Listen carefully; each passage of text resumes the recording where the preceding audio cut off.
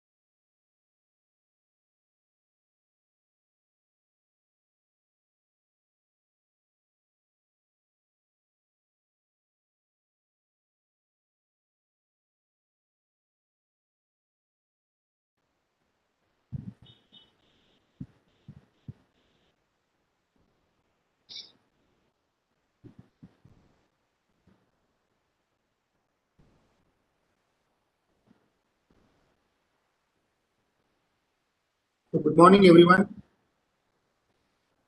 Vividha, shall we start? Huh? Yes, sir. Okay. Participants will join in 5 minutes. I think I will introduce you at this. So I welcome you all for this 10th day of AICT sponsored 2-week online faculty development program on insights into intelligent automation, machine learning, and data science.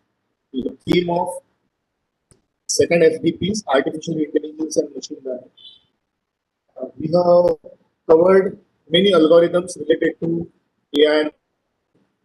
Now, these 2 days, today and tomorrow, we'll be talking specifically about the first part of this title of this FDP, that is intelligent automation.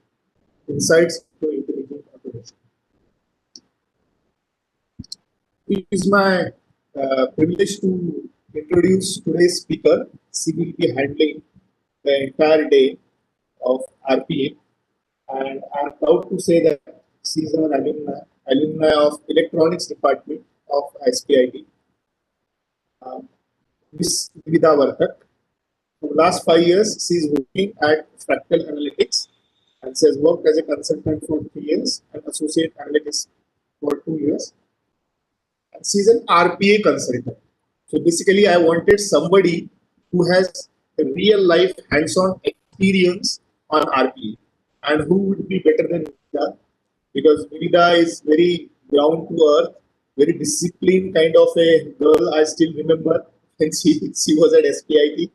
And I'm looking forward for her session because she has spent a lot of time into RPA, designing all kinds of bots.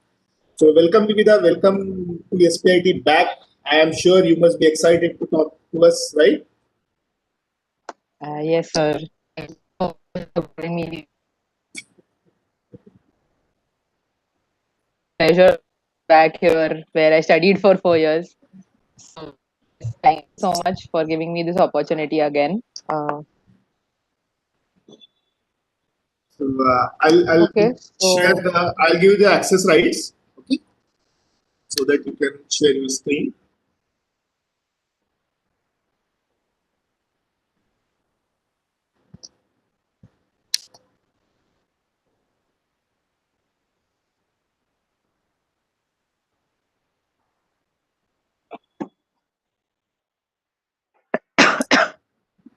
Okay, Vividha, done. okay, I'll just pull up my screen.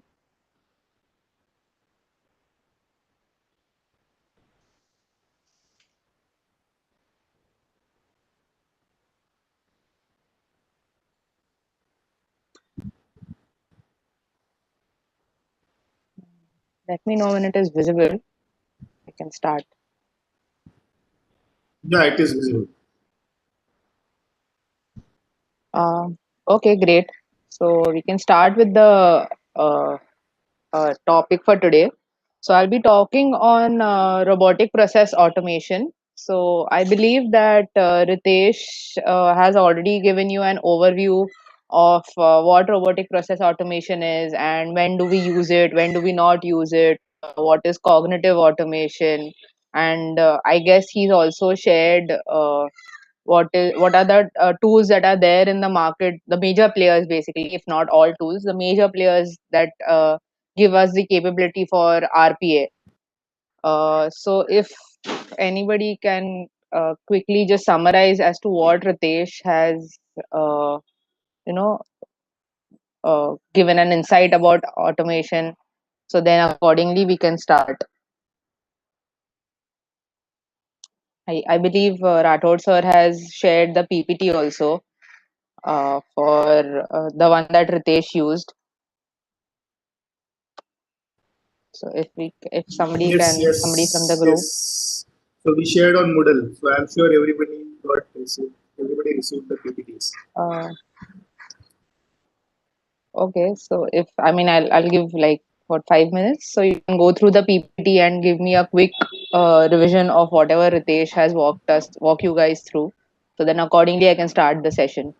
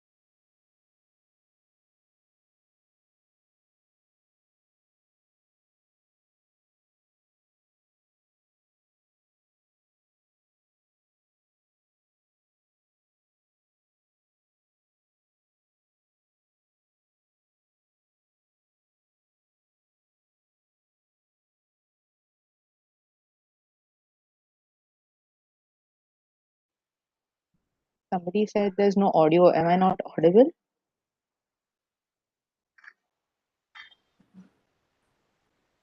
No, you are audible. Okay.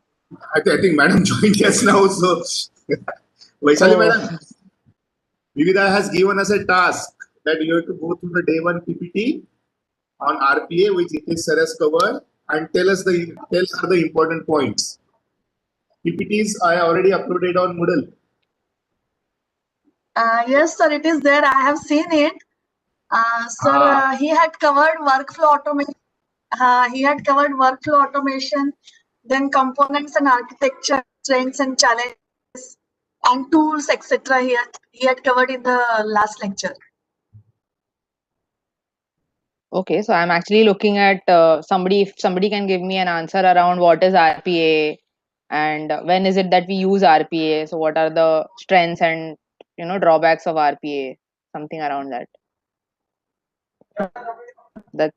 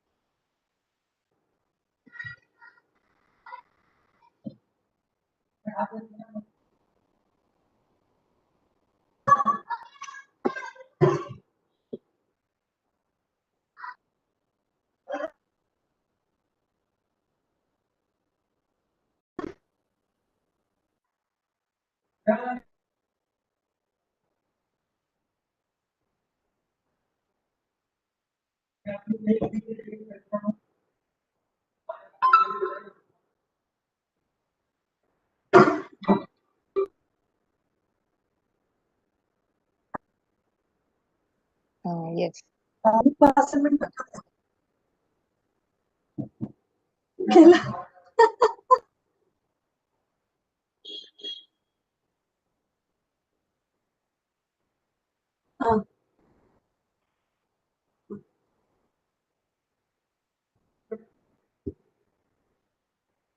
अच्छा. आता ते RPA चं ते madam हे विचारतात ते.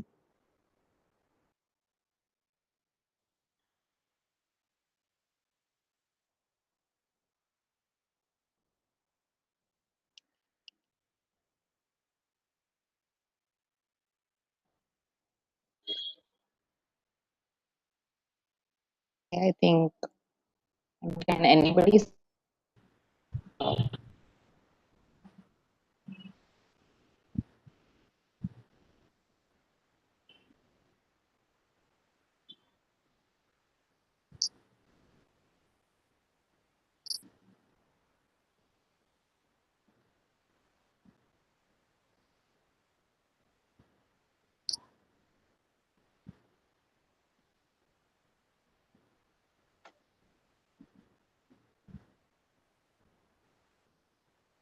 Are participants, please speak.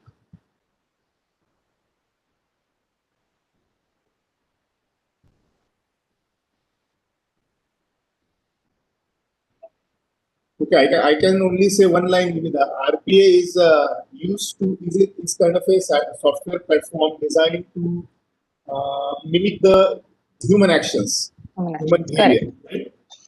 Yes, correct. So I was looking at something like that on a more generic term. I did not expect anything on a technical terms. So yeah, as Rathod sir said, RPA is anything that can mimic a human action. Anything that you do on your be is what RPA is. Okay, so if I mean guys on what are the strengths and or when to use RPA basically. So there are some factors when at what we look at when we are deciding whether a process needs to be automated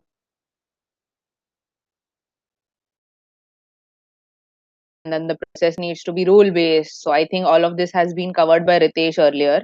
So I think I'll move forward. Anybody give me a gist of what cognitive RPA?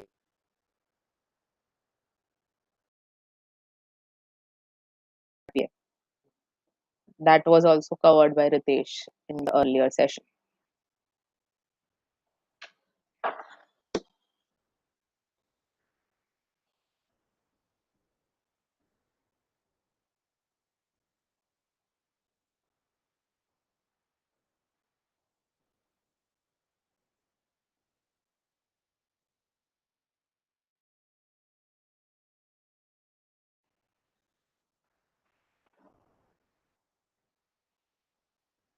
Madam, cognitive RPA, traditional RPA supports automation based on structured data. Okay. And cognitive RPA takes things step by step to automate process. I mean, normal automation would also do a step-by-step process, right? How is it different than standard RPA, the cognitive RPA one? Traditional, okay. It works on unstructured data. Unstructured data, ma'am, exactly. Yes. Yes, somebody on the chat also mentioned that it uses AI technologies, correct. Like So, for emails, voice recordings, unstructured data. So, to put it in simpler terms, cognitive RPA is a standard RPA plus software intelligence. When you combine that, it is cognitive RPA. So, by software intelligence, I mean AI technologies, the modules that we build. I'm sure you might the NLPs and OCRs. All of these are part of intelligent automation. Okay. Let's move forward. Just pull up my PPT. Okay, so today we will be covering. Ritesh has already covered the tools and platforms there, so I'll just give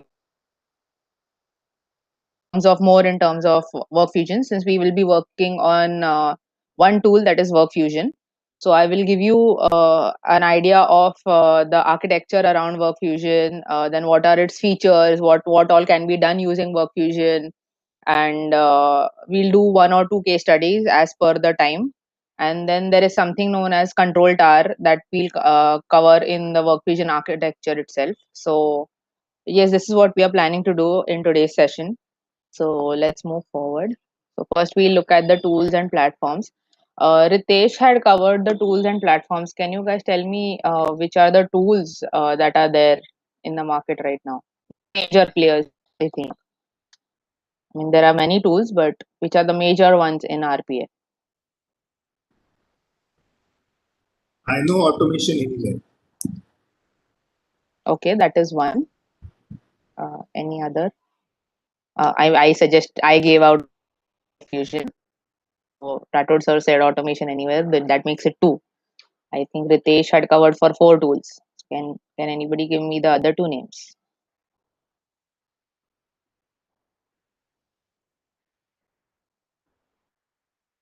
Okay, somebody said UiPath. Yes, UiPath is one of the last one is Blue Prism. Correct. So these are these four. So basically, Blue Prism, UiPath, Automation Anywhere, and Work Fusion are the four major players when it comes to RPA automation, developing RPA, developing software bots. Okay, so we will be looking at Work Fusion today. So I'll just skip this slide since it's already been covered, and I guess you guys have already gone through the PPT that Ritesh shared. Okay, so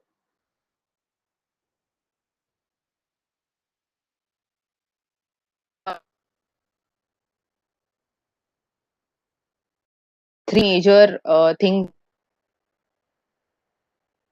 Application will be the service, and third will be the data. Okay, application, I mean, use a normal application, right? Any application, the Outlook application or a Gmail application, something like that. So similar is a WorkFusion application, wherein there are three major things in the application. One is the control tower. So control tower is basically to give you a small one-liner around control tower. Then that will be is used to manage the bots.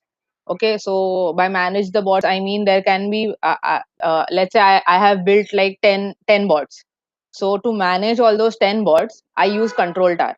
By manage, I mean, when I need to run that bot, or when is it scheduled, or uh, when was the last time I ran a certain particular bot. All of those things are covered in the control tower application. Okay. Then second one in the application part is the WorkFusion Studio.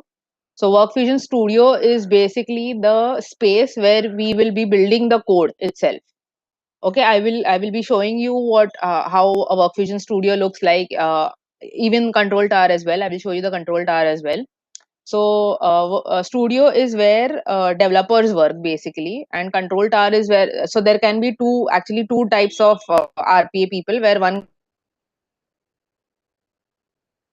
can be the developers. So the studio is used by the developers, whereas the bot management people use the control tower. So okay, the third application is the workspace. So workspace is like an environment where your entire application is built. Okay, so if you do not have a workspace, by workspace I mean you have like a file explorer, right? Say users Vividha Vartak. Okay, so that becomes my workspace. So workspace is somewhere where everything, right from my software to my project files to everything that I need to run a bot, will be present in that workspace. Okay, so without a workspace, I cannot build a bot, I cannot run a bot, I cannot manage a bot. So workspace is the most important thing that we need. Okay, so moving on from any question application.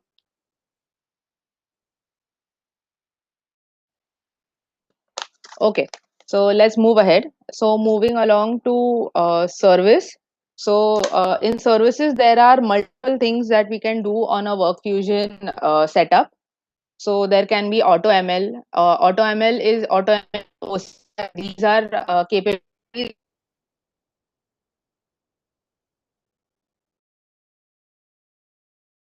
discussed some time back. So those are something that comes with these to make decisions, and to convert an unstructured data into structured data. Okay, so then the next service is RPA. RPA is basically the same thing that I just explained. Okay, the studio and control tower and all of these are part of the RPA portion.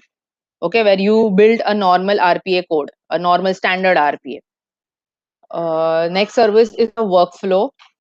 So by workflow, I mean that let's say I have built two different bots. Okay, let's say one bot is built to, I don't know, maybe extract data from some website, and there is another bot which is built to send out an email saying that either the data is downloaded or the data is not downloaded. Sort of a notification email. Okay, so then these are two different bots.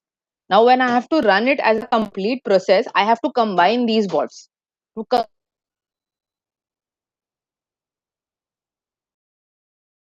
I will be showing how a workflow looks like.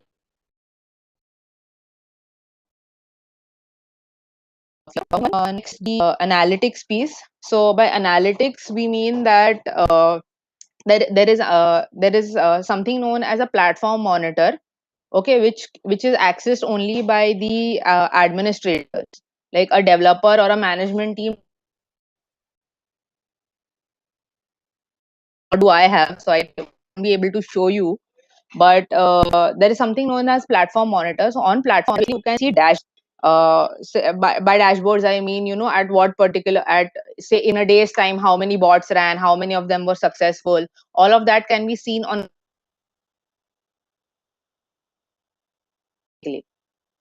Okay, so we can do all these things. So you can build a dashboard in whichever, like say if you want to build a dashboard for to see 1 week of runs, or 1 month of runs, or maybe one particular bot, or build a dashboard for and how it has performed over a month.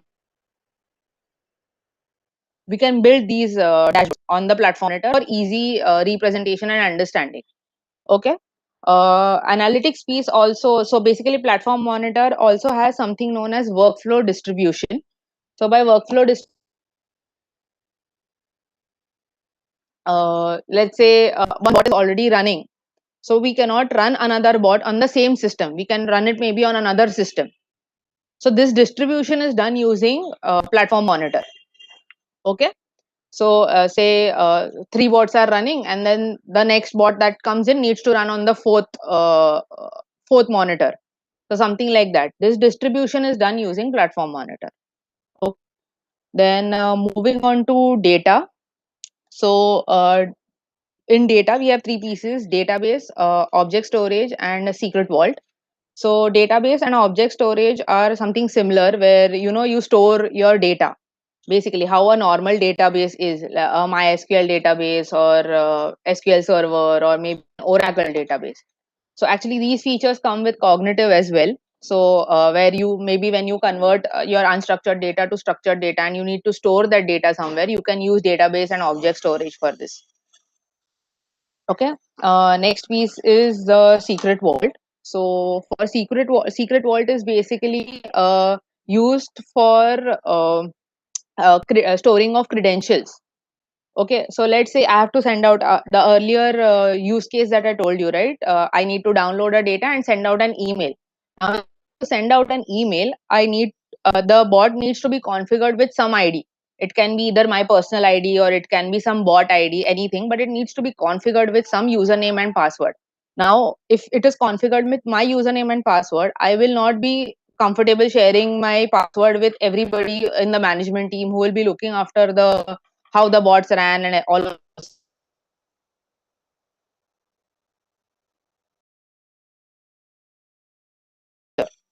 Okay, I can just store my username and password, and then that password will be accessible only to me if I have given rights to. Okay, so secret vault is also a part of control tower, so I will be showing you that as well.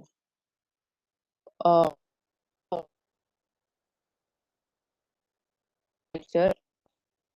questions around, any doubts, anything that you want to ask?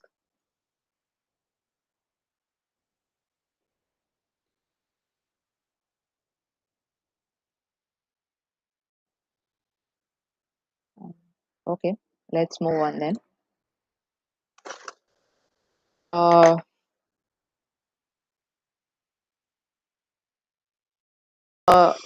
so before Work Fusion basically has 3 editions. Okay, one of them is the community edition is something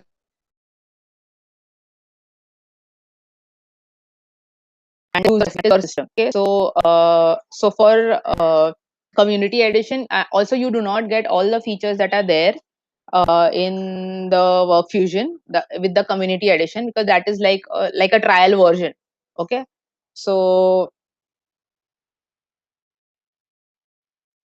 yeah, and for the community edition, you can run only one bot at a time. So if I have a community edition on my local system, I can run just one bot. So when my bot is running, I basically cannot run another bot, or I cannot be using my local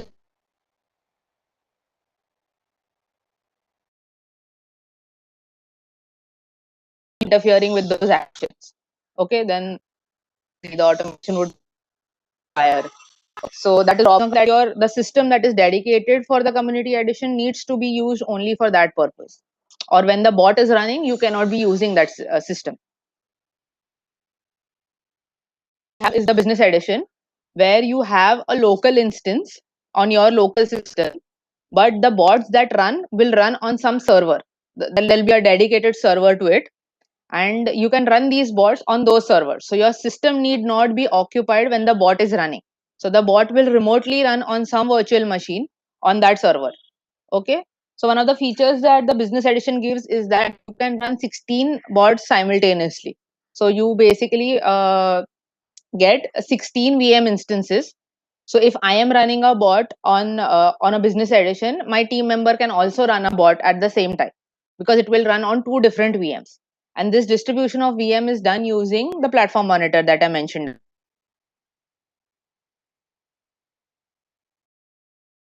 Free of charge. Business edition comes with a paid license, and edition have edition. So enterprise edition has, that's the most expensive and the one with the most features. The enterprise edition has something known as S. So by S.P.I. I mean smart automation. So it has cognitive features.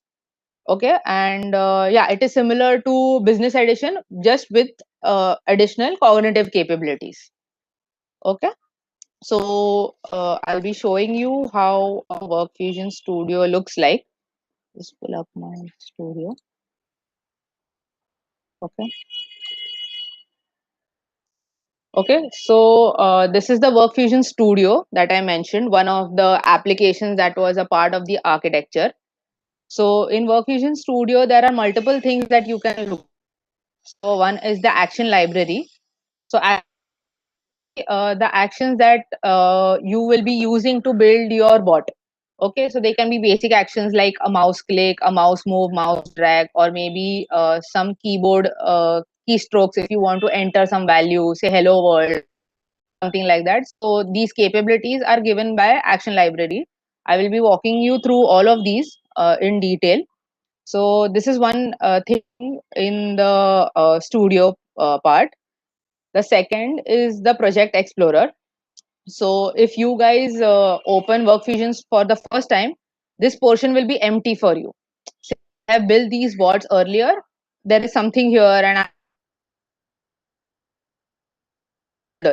but for you guys, it will probably be an empty space, and you can start creating your folders here. Okay. So project explorer is something similar to the file explorer that we have, the this one. So you just maintain folders. Each folder will have different projects that we used you guys, and all of these things. Okay. Then there is something known as the recorder variable. So recorder variable is a repository of all the variables that for the bot that you are working on. Since currently there is no bot here, I do not have any instance of any bot or any project here. It says variables are not accessible. The moment I open up a new project, or say I open up a pre-existing project, I can see all the variables that are present for that particular project. Okay, I'll give you an example. I'll open up something that I have built. So if I open this, and now if we see, we can see the recorder variables. So these variables are basically the ones that I've used in this particular project. If I open another project, set of variables here. Okay. So if you guys want to explore, and if you feel, if you see that these things are not visible, so here in show view, you can choose whatever you want to see. Now we have pulled up recorder variables. That is why it is deselected, because it is already present. You can have other things also here. I can have media files put in here and something like that. So you can explore for these things. But this is how, probably if you open up WorkFusion for the first time, you might not have a recorder variable in Project Explorer here. You might have to pull it up from window and show view followed by other, and then you can just open up from here. Okay. And the project.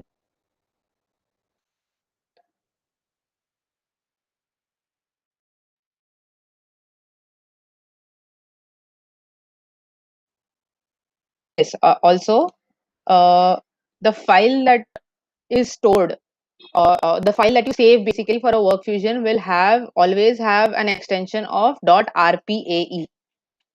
Okay, so even if I have to open a new file, say I create a new one, so here I will just have to give the name followed by this extension. So I have to keep, let's say I build a new. Okay, so I have to keep this extension, otherwise it will not recognize it as a bot file. Okay, So if normally if you see that in maybe in a notepad or something, you do not have to give the extension, right? You just give the name and then it just attaches the extension by itself. That does not have extension. Okay. Now the moment you start with a new project here, you will see that a model gets created. I'll click on here.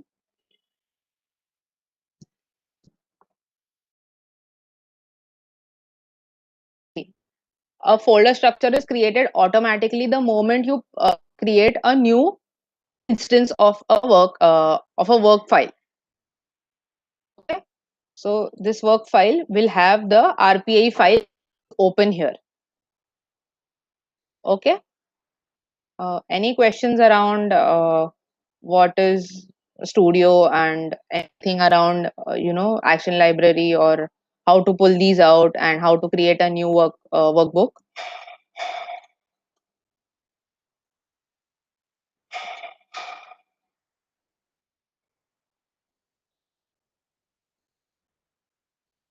Okay, I'll take that as a no and move ahead. If let me know if I'm going too fast or if it is too difficult to if I'm going fast and it is difficult for you guys to understand or something like that. Please do let me know.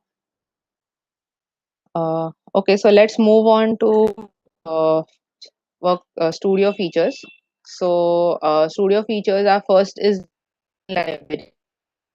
In action library, so we have multiple actions. So these are all the actions that you can perform using, these are predefined actions basically. So you can perform predefined actions using the using the ones that are there in the library. Okay, so let's say if you have to open an application, so all of these actions are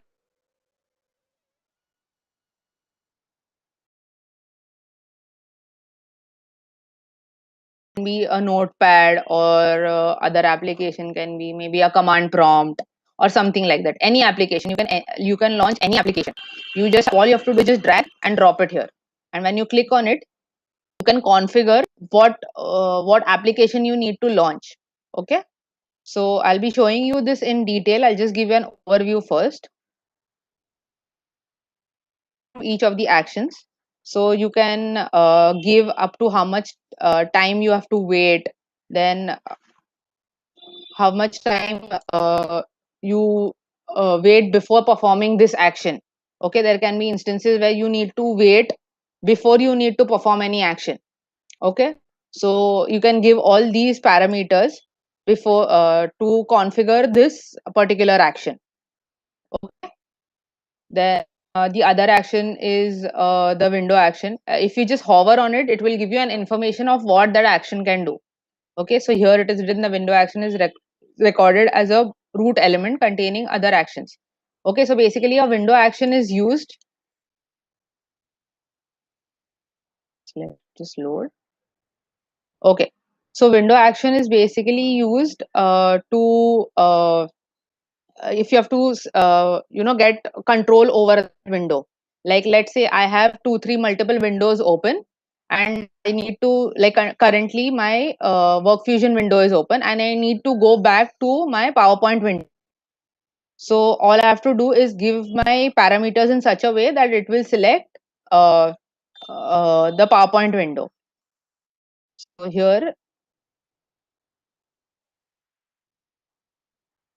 if you see, I have a list of actions here. Okay, just click on read.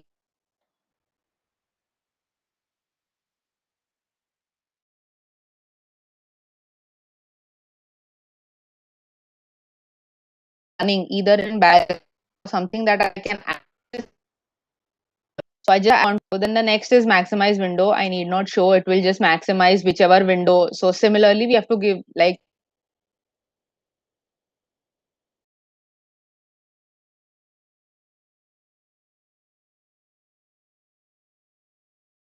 give us the window name, get the window title. Okay, so if I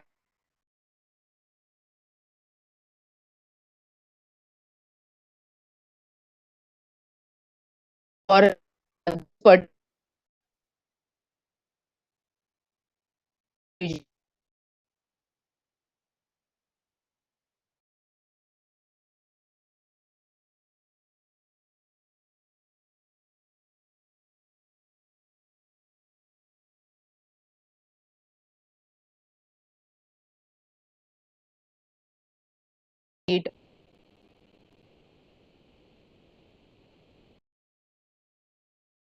or if you need to go to say sheet 100, so you can just switch to you can use switch to sheet action, and then you can directly move to that particular sheet.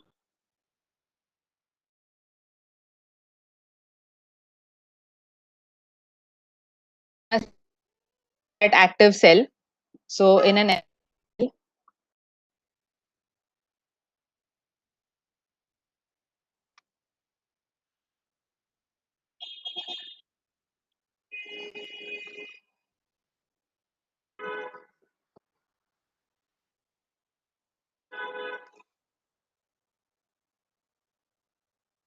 I need to start putting in some data from say D2. So first I need to set this as the active cell, and then I can put in the data here. So my active cell feature is used for this purpose. Okay, wherein I can just give the reference of that cell. So let's say D2. So I can just give the reference of D2, and then I can start putting in the data or whatever manipulations I need to do, anything of that sort. Similarly, we can set value. Like I said, right? Then I need to open a spreadsheet.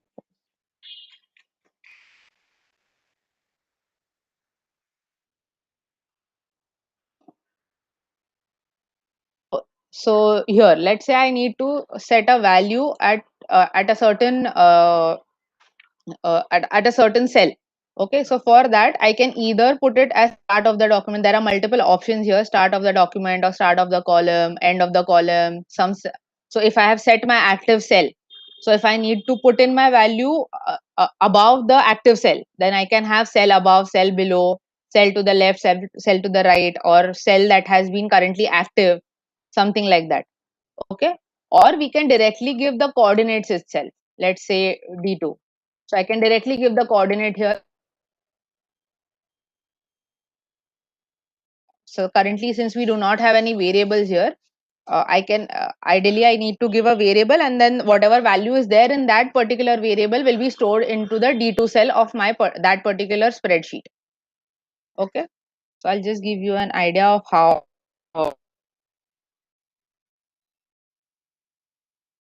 The variable, all you have to do is click on add and then just write anything. So let's any ABC 1 2 3, let's say. So this is my variable name.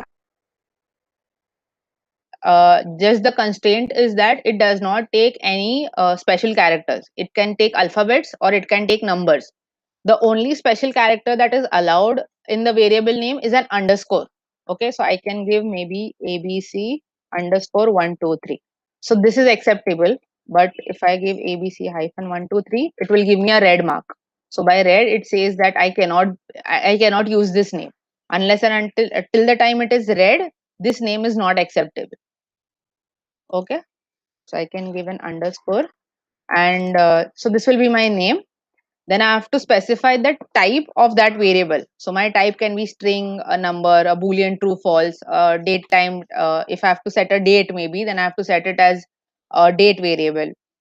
Then if I have a list or an array, if I need to store multiple values, like say for example I have to put in multiple values into an Excel, 1 2 3 4, one after the other, starting D2. So in D2 I need to put 1, in D3 I need to put 2, similarly up to 10 values.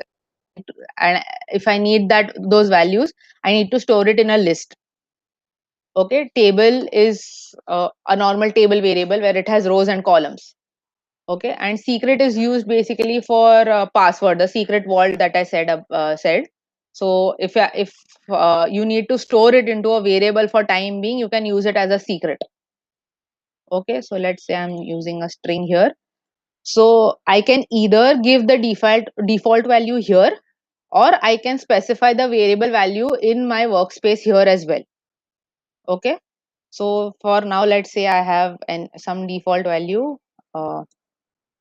XYZ. Okay, so now if I have to put XYZ into D2, so this is what I'll be doing. I'll first open a spreadsheet. I will ideally I need to activate the cell first, D2, and then into D2 I will place ABC variable. So now the ABC variable consists of data as XYZ. So that will be set into D2 cell here. Okay. So similarly, you have other Excel features as well. Like if there is some value into an Excel and you need that value into a variable, you can do get cell, just the opposite of set cell. You can get cell value, you can delete the cell, you can get, if you need to get the entire row, if not just one, if you need to get entire say second row, then you can get row, get column. If you need to get a range, like say from A1 to D3, so that will be a range. So I can get an entire range. Similarly, I can set the range also. Okay. So this is about it. I'll be once I start with the use case, I'll be explaining how we can be using this in more detail. Okay. So exception handling is basically used when it's like a try catch block. Okay, so normally when we do coding, we have we write a code in a try block, and then if there is an error or an exception that is thrown in the try block, it will be caught in the catch block. Okay, it is something similar to that. So if I have to give an example around this, let's say that I'm trying to open a website. Okay, and I've given the URL for my website, and let's say I've given 10 seconds of time for it to load. So my bot will wait for 10 seconds and see if it loads or no. Let's say for 10 seconds the website does not load. Okay, then if I have put an exception handling block, then I can probably handle it. Let's say that either in the catch block I will maybe write a code to retry loading the website again, or if I do not want to retry, or let's say after 2-3 retries it still does not load, that means the website is down itself, right? It doesn't make sense I keep retrying and retrying and retrying when I know that the website will be down. So after maybe 10 retries, I decide that after 10 retries are more than enough to identify whether the website is up and running or no. So after 10 retries, maybe I can put another catch block saying that the website cannot be loaded. I send out a notification to the user that the website cannot be loaded. Okay, so something like that can be done using exception handling.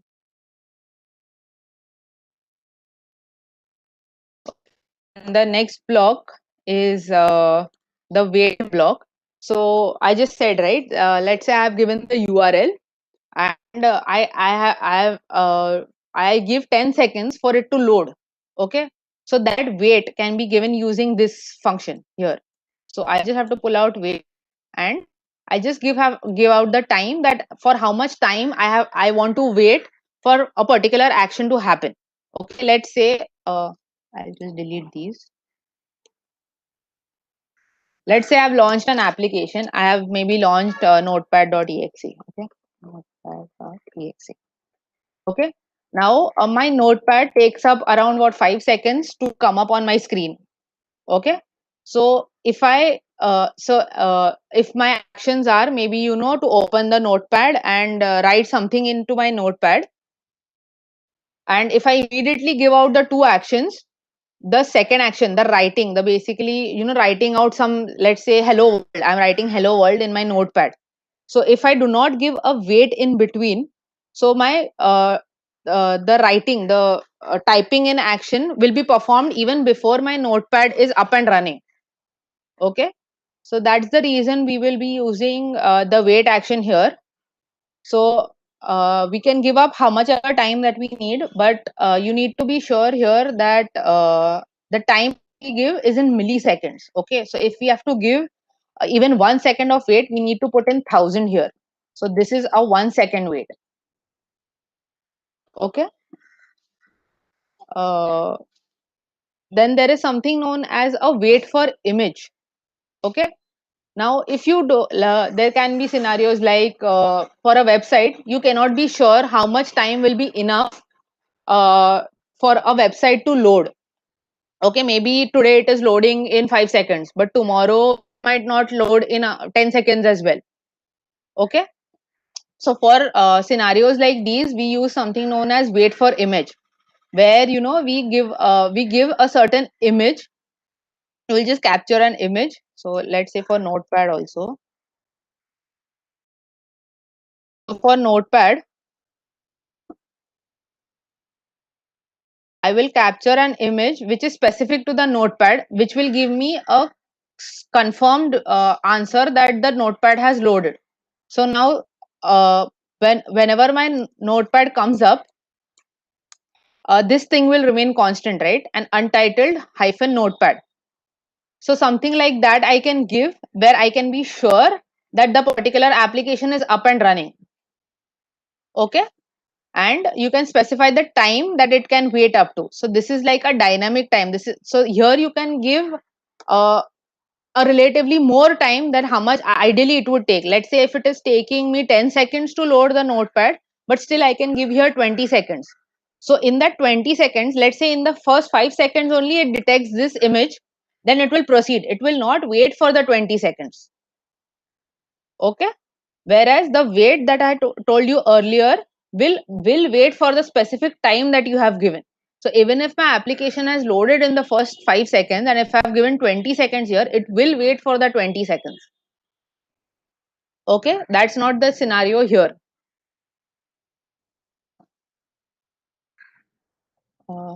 Okay, any questions up until now? Anything that you need to ask?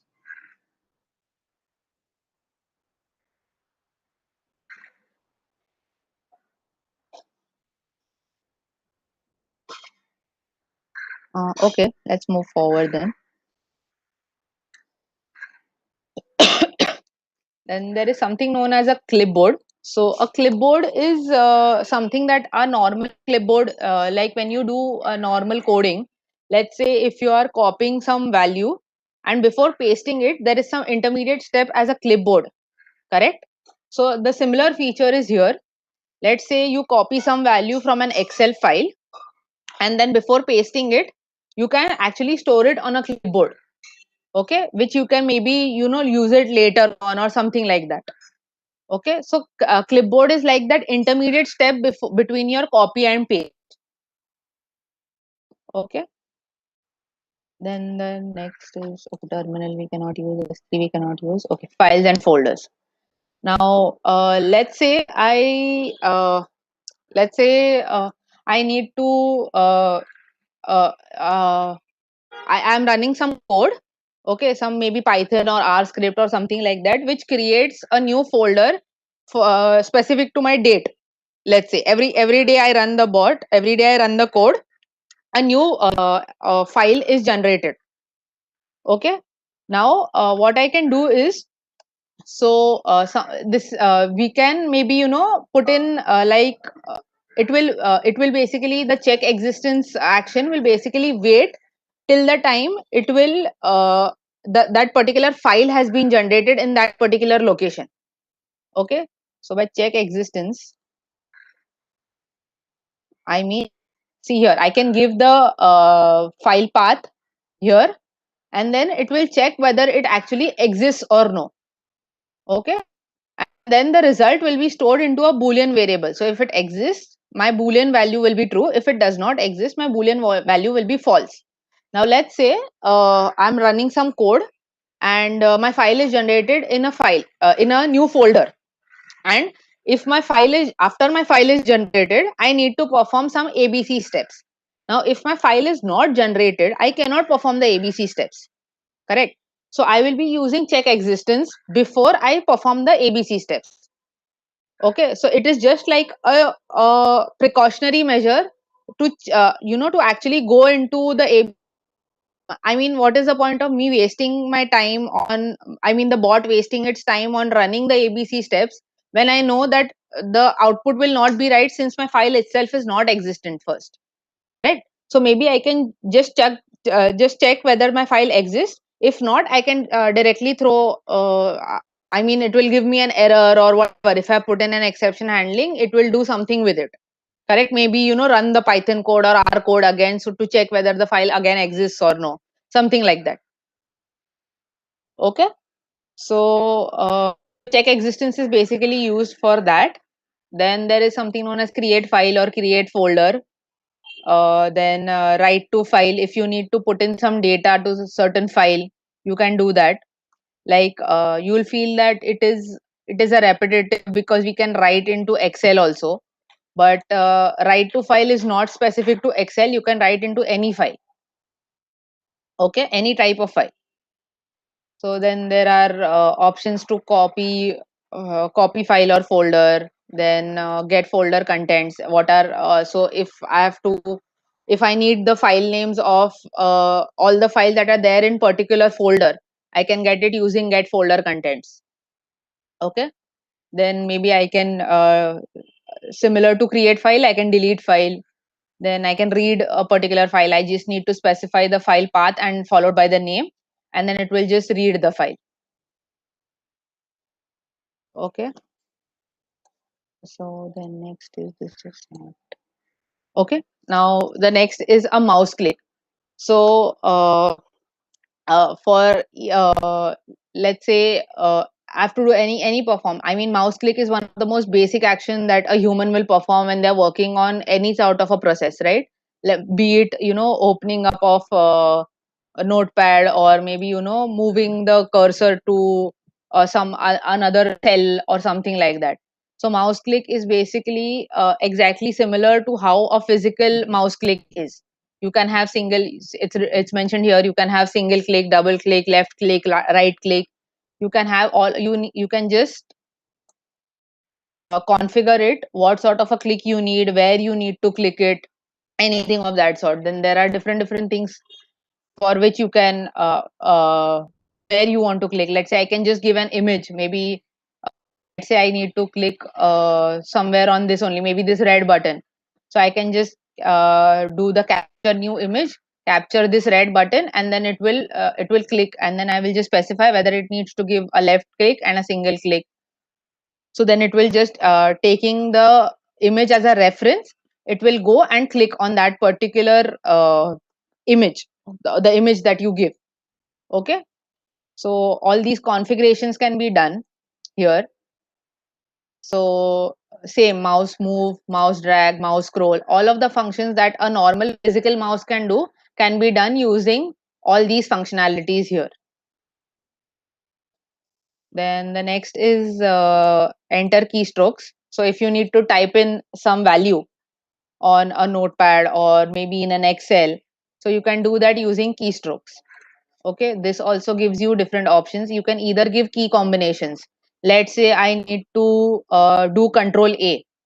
Okay, so I can do that, use that, so that will be my key combination. Correct, control A is a key combination.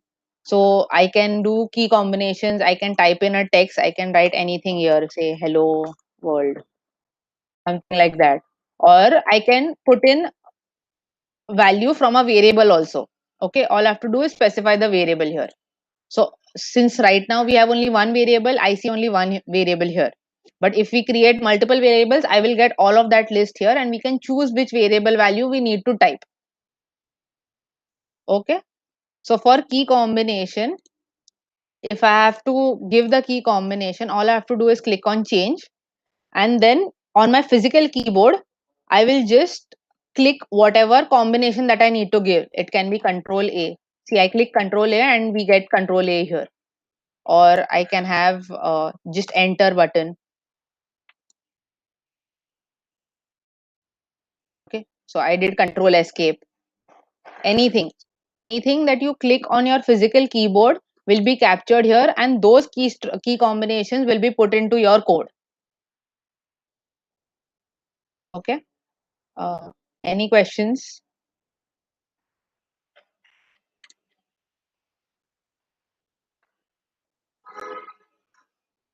Okay.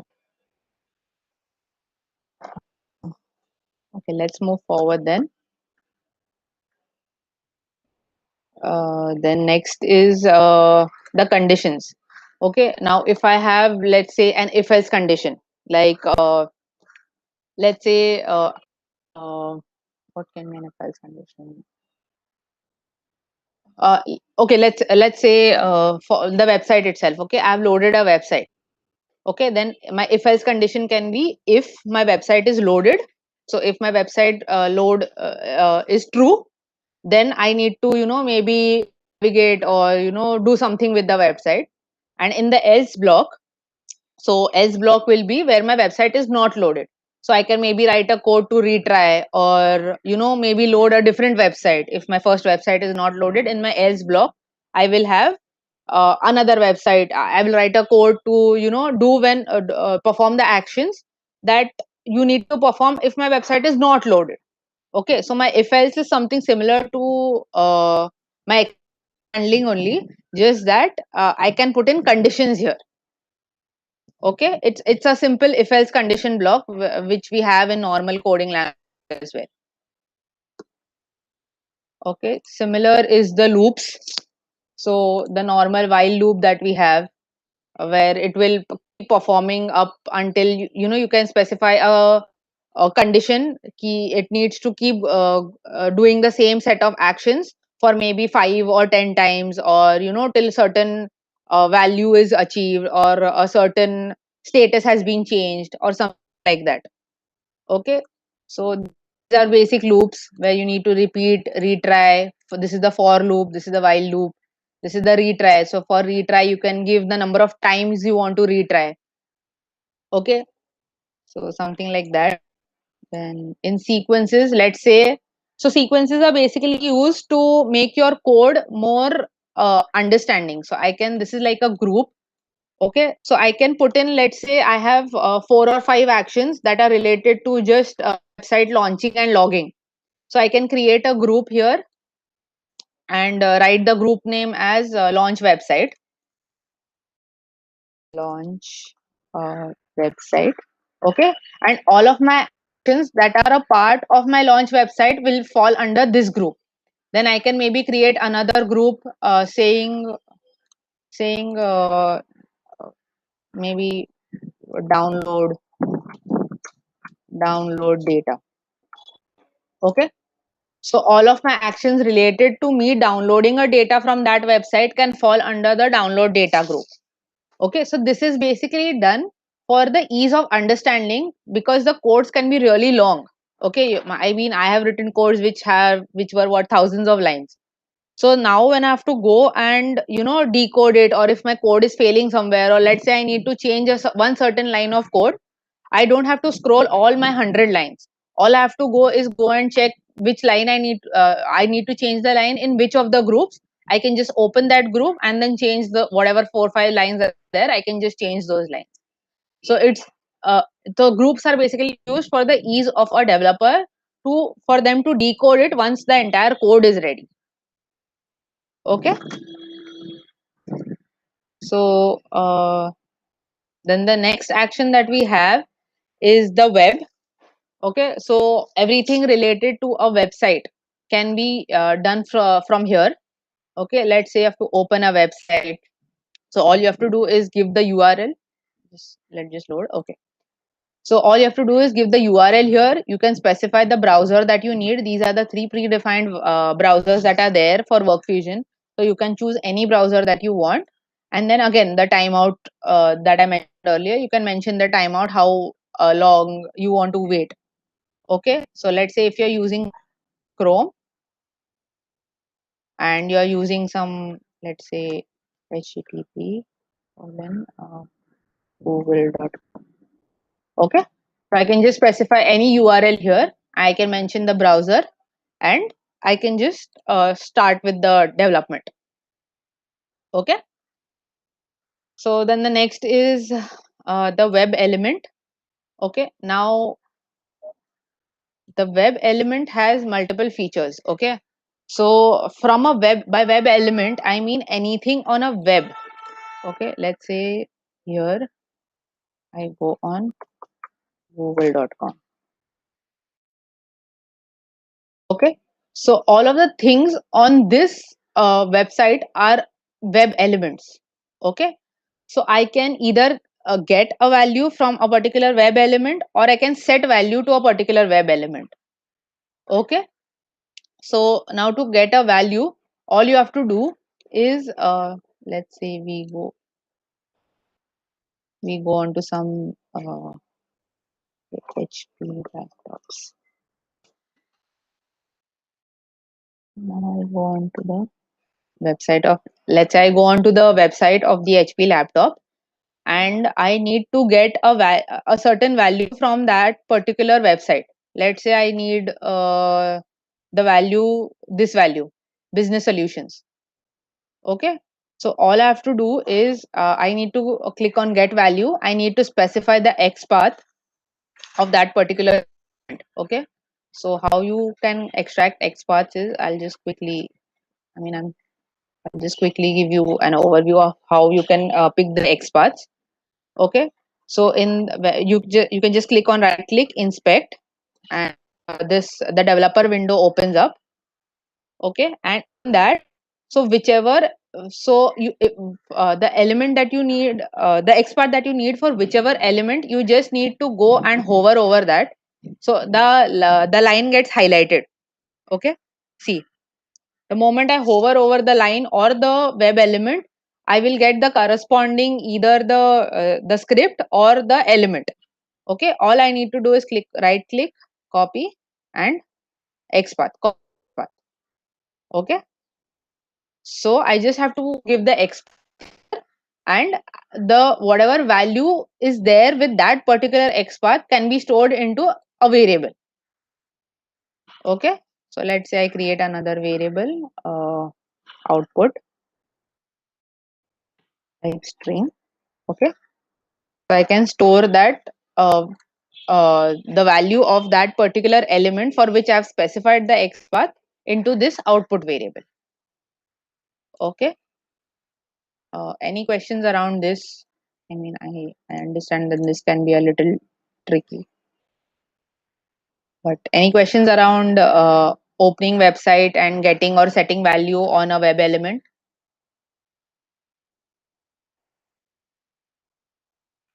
Okay, somebody is asked, can I show web path, X path again? Okay. Okay, so for X path, all you have to do is for whichever element that you need, you have to hover on that, right click, inspect. The moment you click on inspect, you will get a developer tab here. Okay, so in the developer tab, now since I hovered over business solutions and got the inspect window, it has been highlighted. If you can see business solutions here. So okay, so if I hover my cursor on the script as well, it is highlighted in the business solutions here. See, okay, so then all I have to do is click on, right click again on that particular line of the script and copy XPath, copy full XPath. Okay. Do it for any element that you need. So let's say if you have the developer tab open and you need to do it for some other element, so you can just click on this, and let's say you need the XPath for this tab now, laptops. Okay, see, the control moved on from business solutions to laptops here. Okay, again do the same, right click, copy, and copy XPath. Okay, okay. Any that anybody wants to know regarding XPath or web element?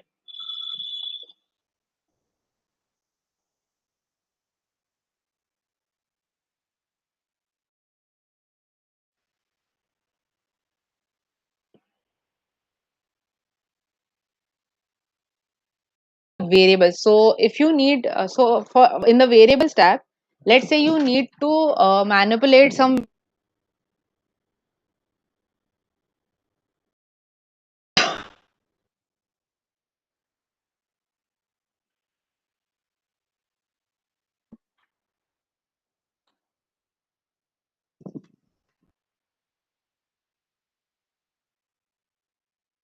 So all of these functions, all of these actions that are there under variables are used for variable manipulation. So let's say I string. Maybe let's say there was a date in my Excel file which was in the type string, and I need to convert it to a type date. Then I can do it using actions here.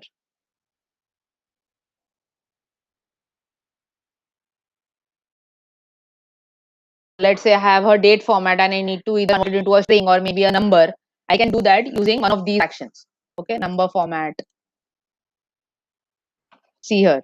So if you can see, convert number to string, convert string to number. Okay. So for date format, it will be convert date to string and string to date. Okay. So something like that. You just have to mention your input variable. Let's say I need to convert a string to a number. Okay. So let's say this is convert. This is 1, 2, 3, 4, 5. Let's say this is a type of number. Okay. Now let's say my this variable abc underscore 1, 2, 3 is a type of number and with a value of 1, 2, 3, 4, 5. Okay. Now before for whatever business reason, I need to convert this particular variable into a type string. Okay. So then I will use the convert number to string function. I will select the variable. So now here, as you will see, it gave me only abc underscore 1, 2, 3 and not output, because since I have chose the option to convert a number to a string, it will here it will only give me the variables that are the type that are in the type of a number. Since my abc is type number, that is the only option that I get here. If I convert this also to number now, it will give me both of these variables. Okay. So choose the number, I choose the variable that I need to change from number to string, and then maybe I'll just this as string. Okay. So then you need to provide an output variable where the now my variable should be of the type string, since my output type of after conversion, my that particular value will be in type string. Okay. So I need to give in the variable. I need to store the value. I can also give the format that I want. Okay, there are different formats here, so you can choose one of that you need. Okay, and you can mention what in what language that you need. So by default, always be English US. Okay, so all of these can be done using variables. There is different something known as expression value as well. So if you need to do some let's say I have another number now, say xyz underscore 456. Okay, and type number. This is 26. Okay, now for and output.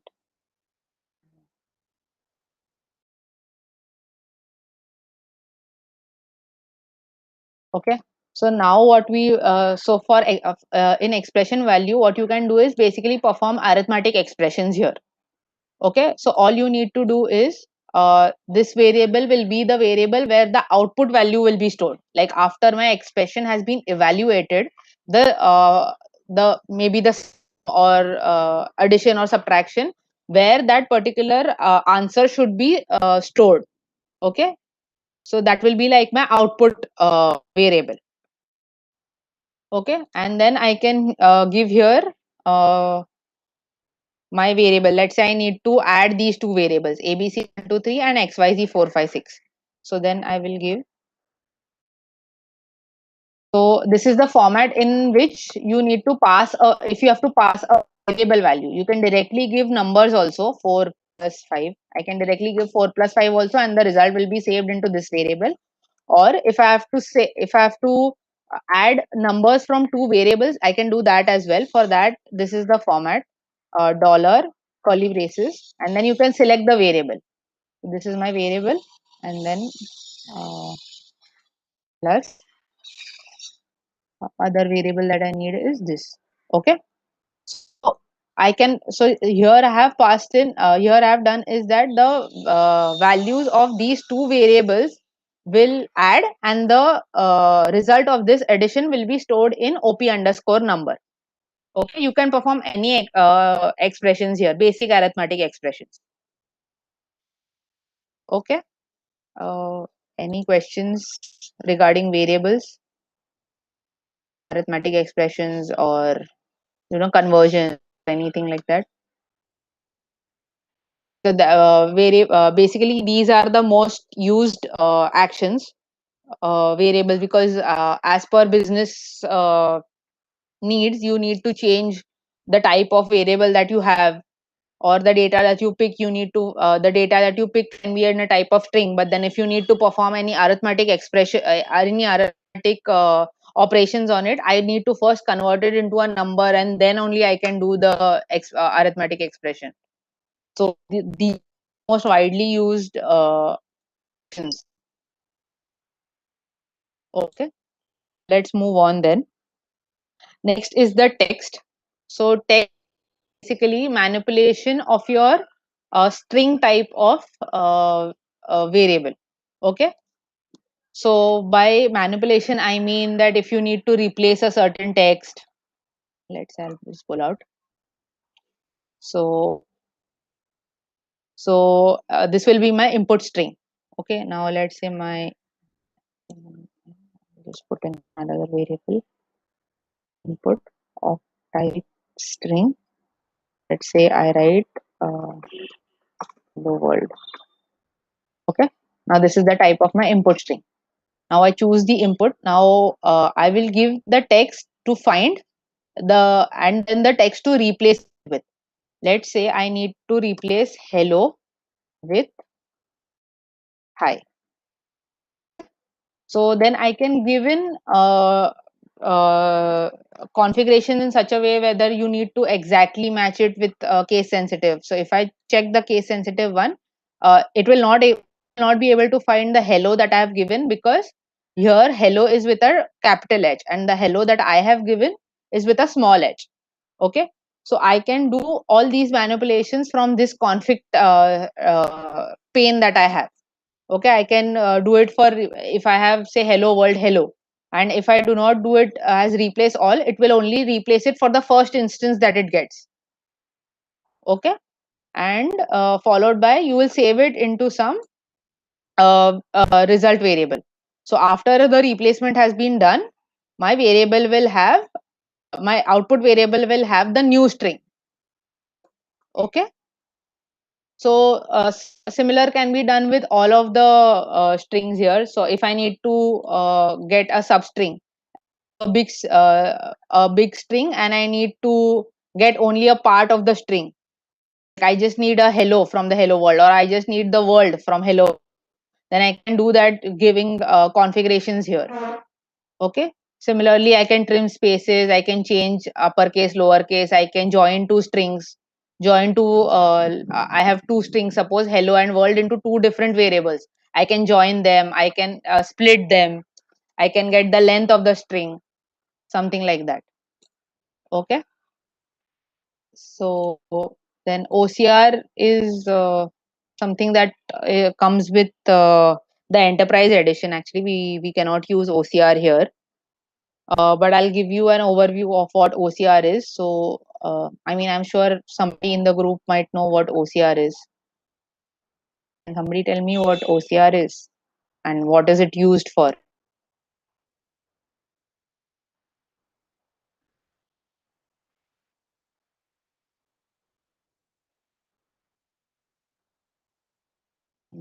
Anybody? Yes, somebody said optical character recognition, correct? So, and how, anybody have any idea how it is used, or what is it used for? Forget how it is used, what is it used for? I mean, the name suggests, right, what it is used for. So if somebody can little elaborate on what OCR can do or how it can.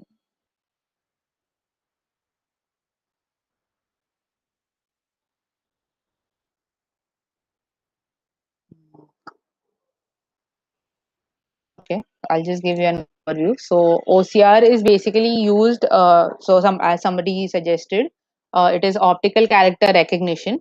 So if you have like a hard copy of let's say a hard copy of an invoice or your bill or something of that sort, you can use an OCR to maybe recognize the characters or recognize the words that are there on it.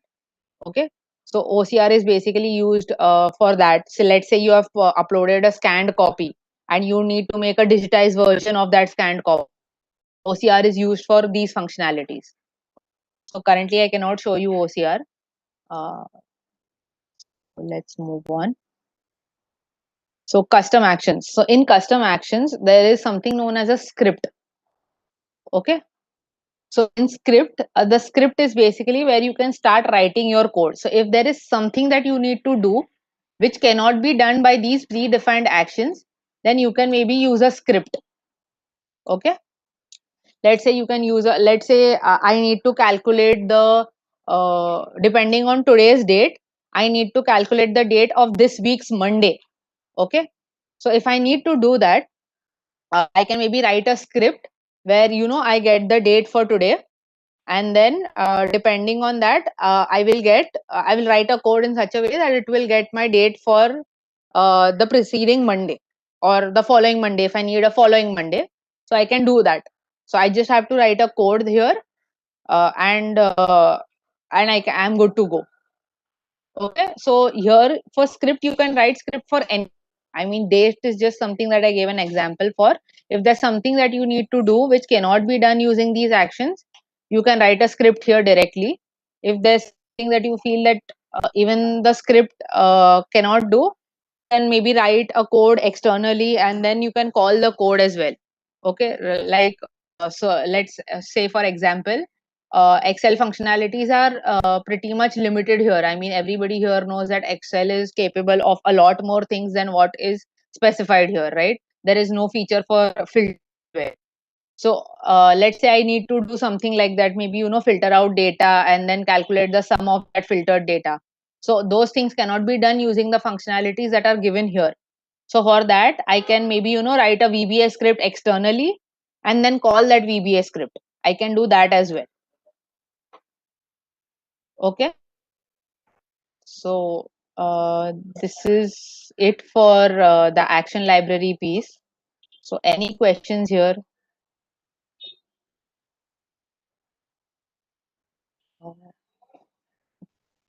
Any questions regarding anything of action library? Because we'll be closing it here. That's everything that I had to tell you about action library. All the actions that are there. So, any questions?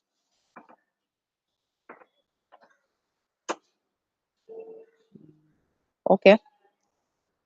So then let's move on. These are all the actions. I'll be sharing this PPT as well with Rathod sir. He can maybe share it across. So there are all the actions that I mentioned are there on the WorkFusion website as well. I've attached the link also here. So I'll share this PPT. You guys can go through it whenever you want. Okay.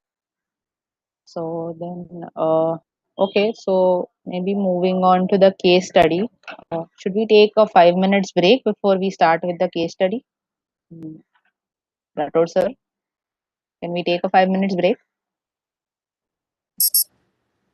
Uh, 10-15 minutes. Okay, sure. So let's come back at. So it's 11:30 approximately now. Let's get back at 11:45. Yeah, that will be fine. Okay. Okay, then we can start with the case study after that. Okay. Yeah.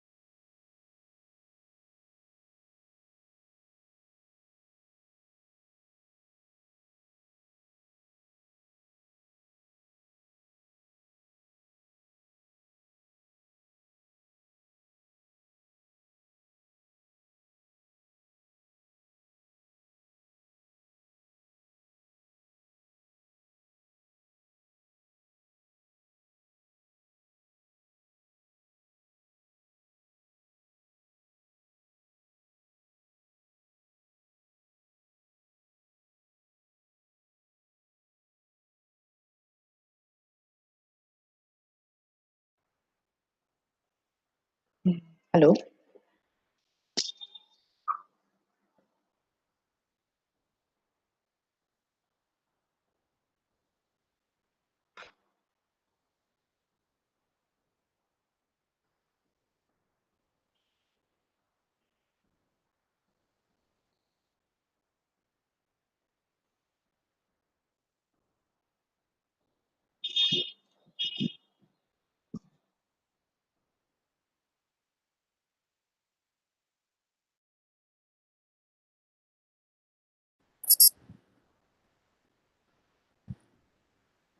Vividha, shall we start? Yes, sir. We can start. Yeah, you can share yours. Okay.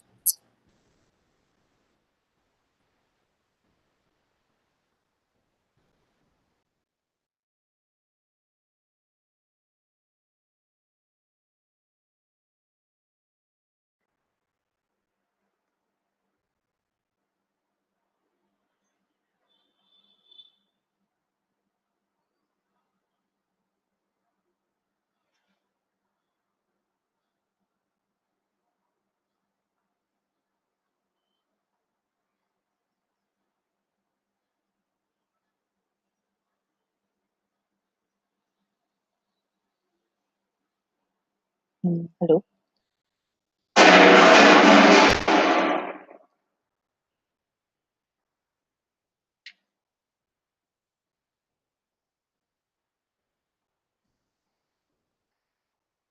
Hello, sir. Am I audible? Yes.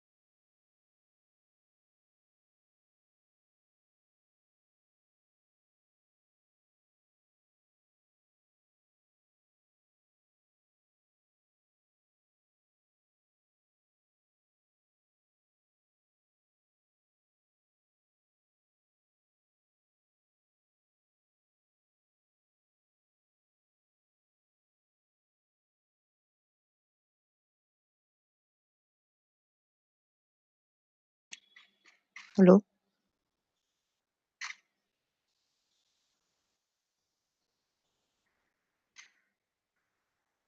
Hello. Rathod sir. Given you the access rights again. Yeah. Okay.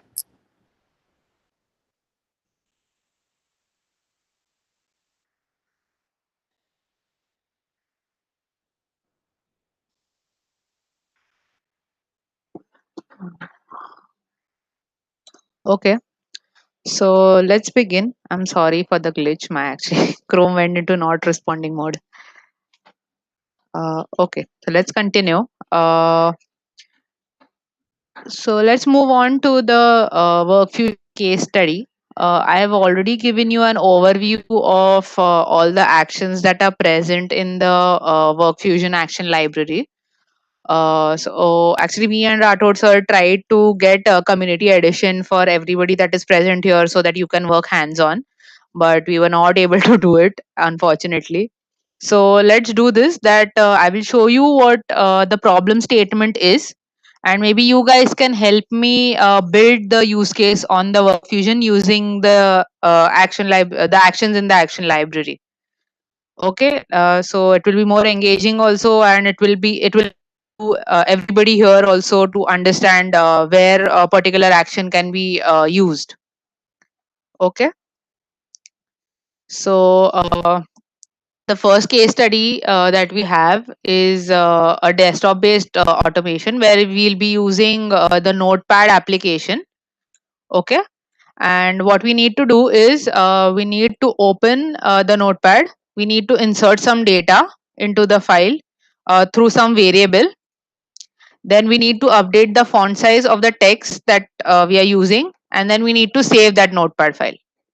Okay, is everybody clear on what the problem statement is?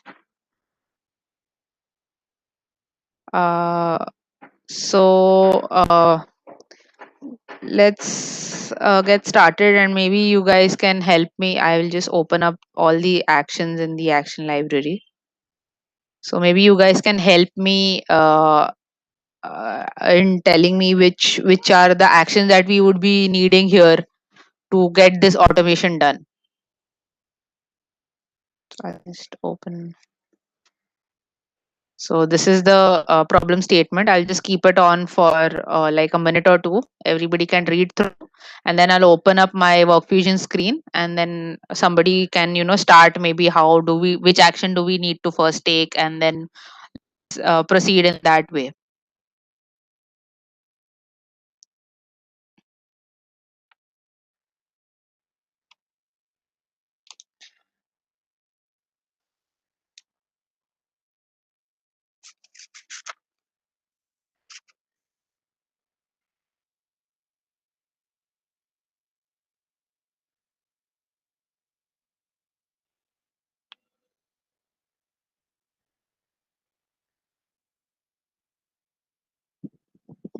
Okay, I'll just open up my WorkFusion now. These are the actions in the action library. So let's go step at a time. So first I need to open my notepad application. So which is the action that we'll be using? It will be better if somebody speaks up, because I cannot keep toggling on the chat window every time. So whoever can answer can probably speak up. I'll just leave the screen here.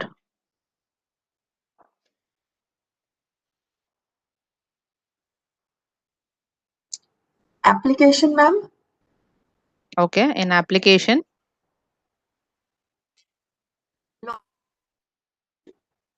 Okay, I'll do that here. Okay, right. I'll just get rid of these steps here. Okay.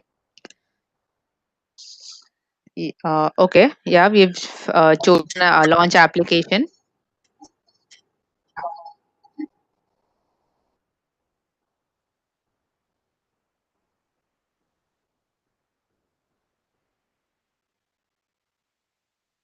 So since we need to launch a notepad application, we'll just write notepad dot exe.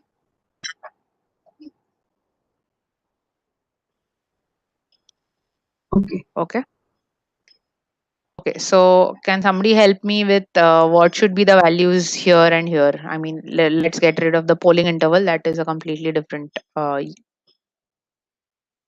concept.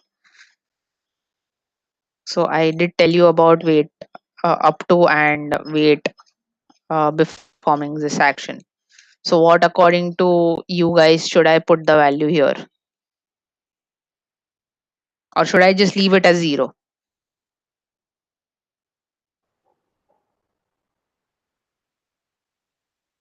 You can want to 100 milliseconds. Sorry, 100 milliseconds. Yeah. Okay.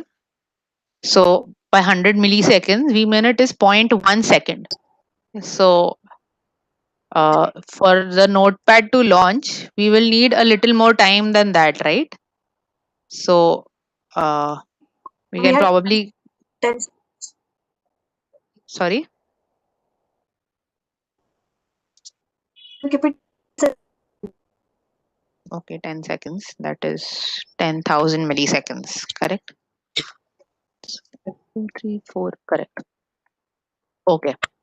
Okay. So not sure who answered, but yeah, Vaishali ma'am, thank you for the first step. So yes, this is what we'll be doing. First, we need to launch the notepad application, and then we give whichever name of the application that we need to launch, followed by the time, the for how much time it should wait up for that application to open up. Okay. So then the next that, so once my notepad is open, so we have completed this step of opening up the notepad. So next we need to insert the data into the file using a variable.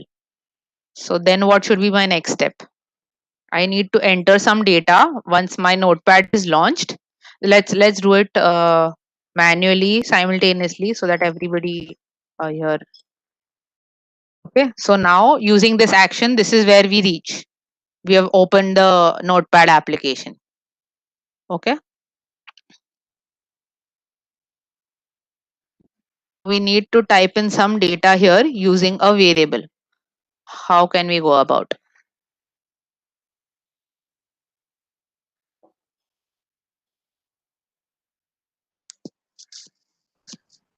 I mean, you can have a look at all the actions that are here in the action live. I'll just close this. So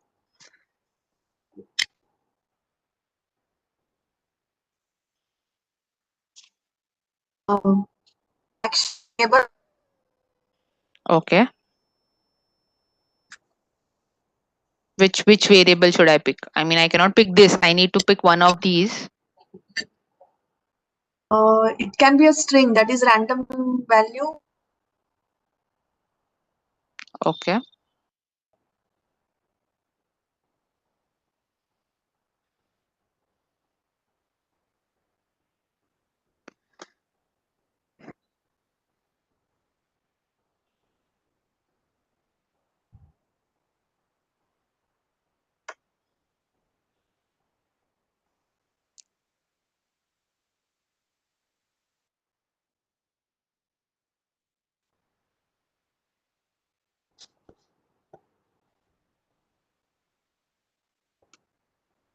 Okay. Pick random value.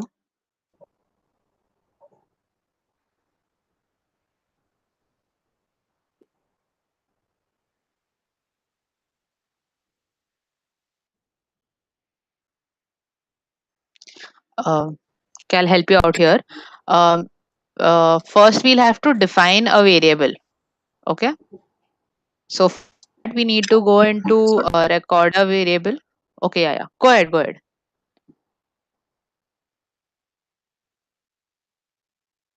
Name. I'm sorry, your voice was a little shaky. Can you repeat that?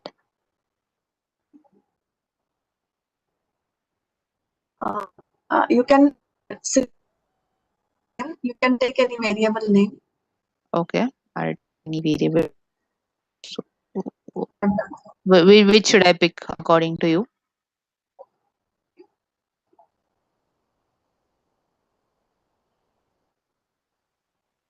Input variable. Na?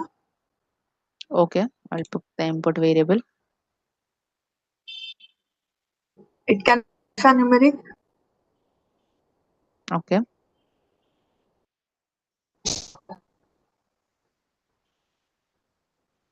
Okay. Next, we need to write the value of this variable into the notepad. Yeah. And wait time can be more than the Uh, notepad. Okay, No? so basically this wait is the wait in milliseconds before you perform this action. Okay, so it is like you wait before all of these operations are done. It will wait before this operation to happen. Okay, so this can be maybe 1 or 2 seconds should be enough. It will wait for maybe 2 seconds before it can do all these operations. Okay, so I'll put 2 seconds here. Okay. String length you need to change. If you want, you can change. Okay. Okay, how much should I keep?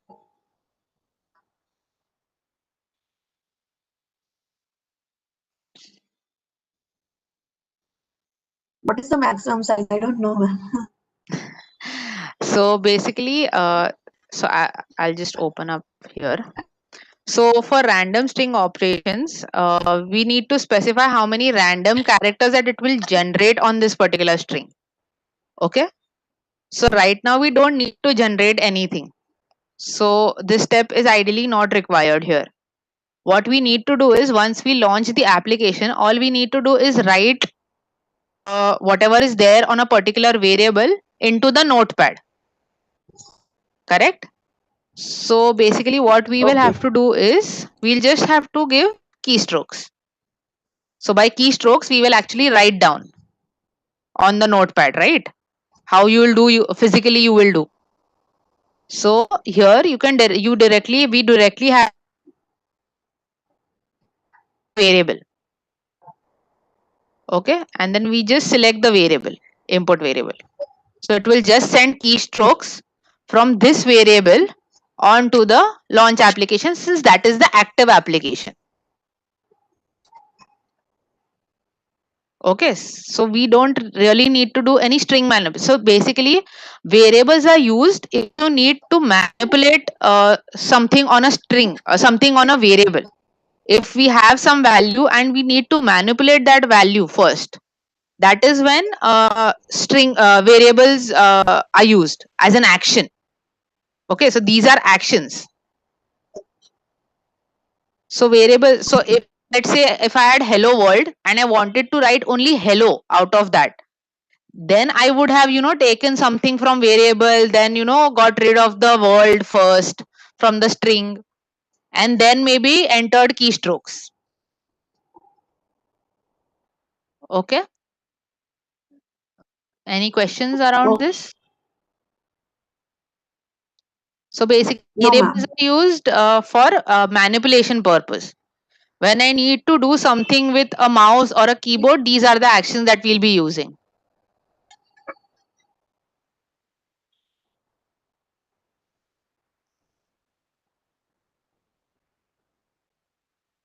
Okay, any questions? Anybody else with any questions till this time?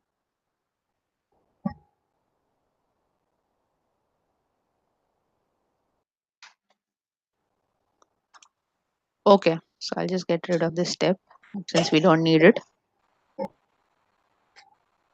So now we have entered the value that we need to enter from a particular variable. Now the next step that we need to do is we need to update the font size of the text. So for this, okay, so manually let's do it till here. I have according to the steps that we have written in the WorkFusion Studio, this is where we are. We have launched the application and we have written hello world, the value from this variable onto the notepad.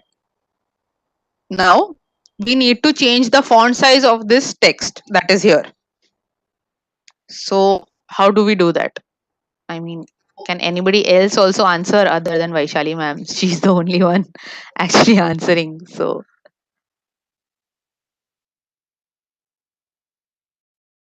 can anybody else take it up from here?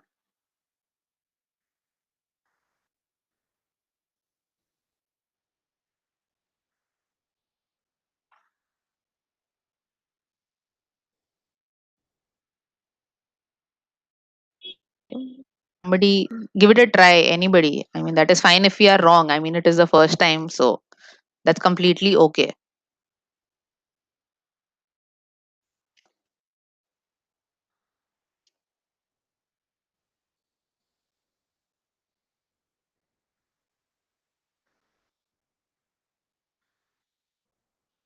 Should I pick somebody from the or I mean, is it somebody who would literally want to?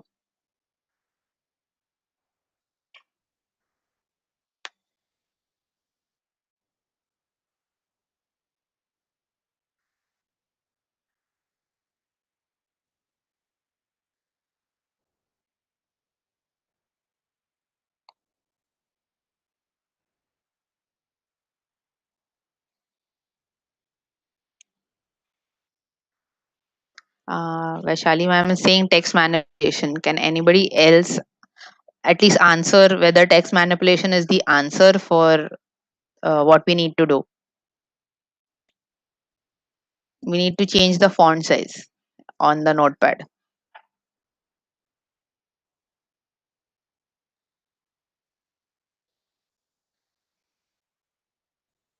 Okay, I think I'll pick somebody then if nobody is answering. So maybe Manjiri ma'am and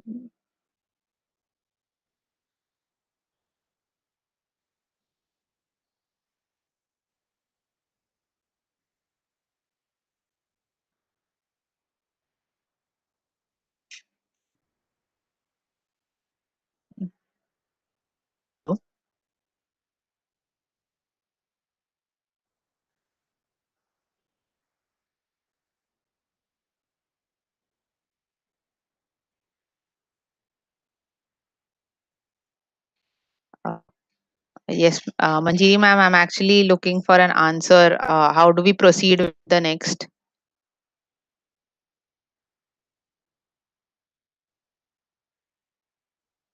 We need to change the font of the text that we have entered on the notepad.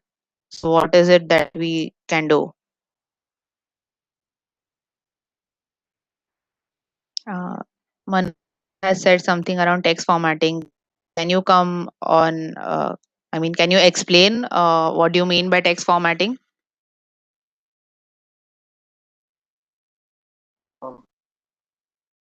Madam, we want to increase the font. So by automation process, we should go for the two steps, which is going to increase the font size of Hello World. Mm-hmm. So by text formatting, how are you planning to do it? I mean, you tell me, and then I'll do those steps. Just how Vaishali ma'am was saying, and I was doing the steps, right? So by text formatting, where do you want me to change?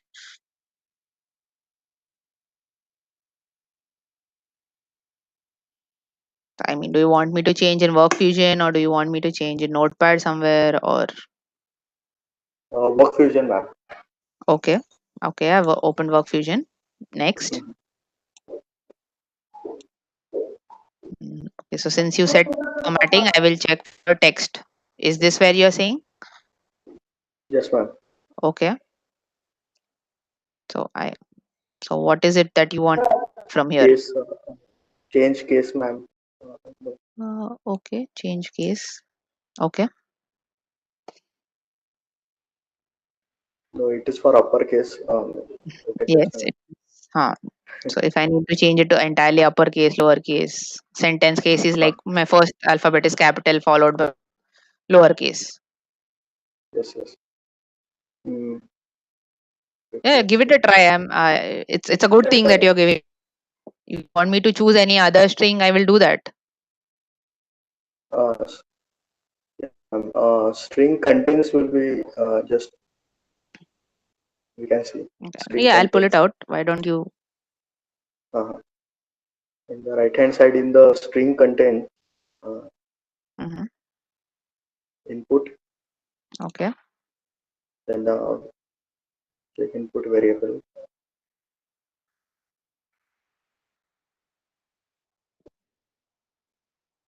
Mm.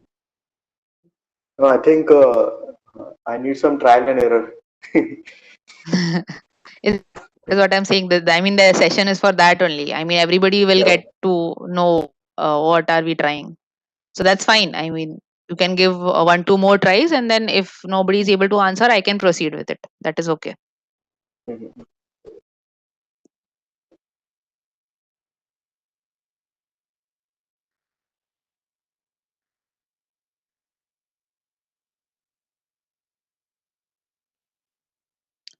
So why we tried this way? Like manually, how would you do it?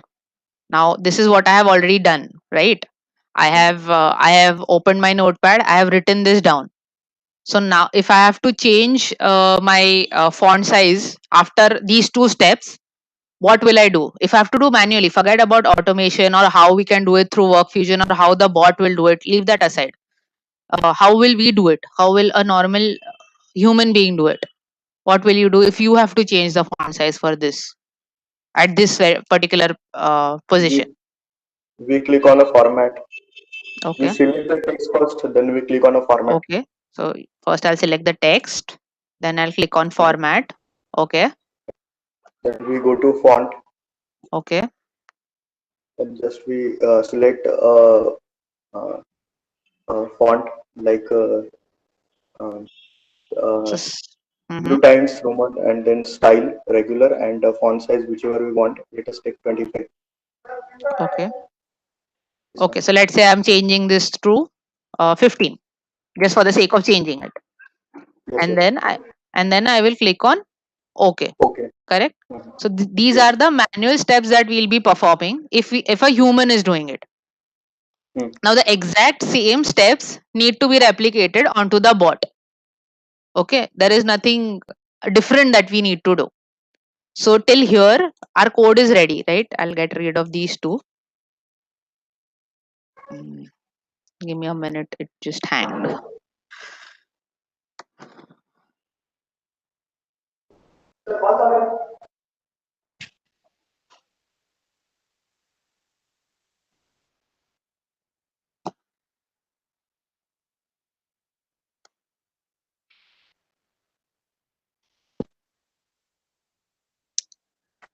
Okay, so as till this comes back into responding mode. Oh, my entire system has hanged. Okay. Okay. So what we'll be doing is after my first two steps, as Manoj sir said, we will be selecting the entire text, then clicking on format, and then clicking on font. Correct. So what we'll be doing is get rid of these two. It will, you just have to mimic whatever a human is doing. Now after I have opened the notepad and put in the variable, put in the value of the variable, I have to do control A, correct, to select the entire text that is there. I just have to do control A. So using work fusion, how will I put in control A? I think I showed when I was showing action library. So can somebody tell me how will I do custom A?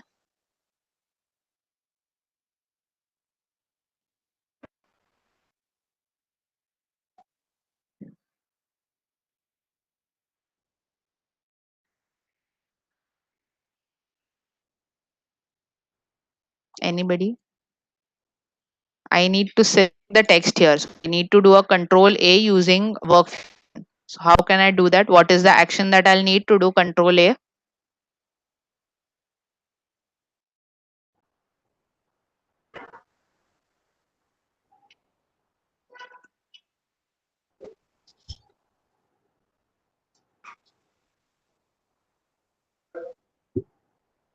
Okay, Vaishali ma'am said keyboard.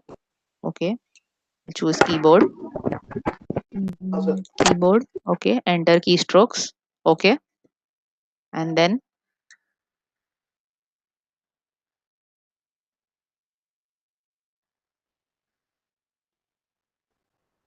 Key combinations. okay, key combination, and then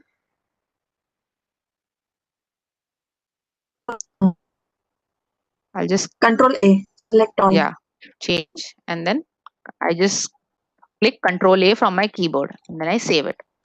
Okay, so now according to the steps, I have performed my action here. Okay, this is where we have reached. Next, what do we need to do? We need to click on. Yes. So how can we click on format? Somebody Yeah. mouse click. I'll pick mouse click here. Okay, next. Just open up here so that it is easier. Okay, Mouse.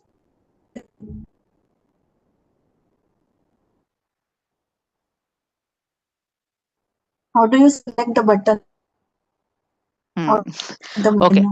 So yes. So in mouse click, so when you have to do something related to a desktop, now Notepad is a desktop based application, right?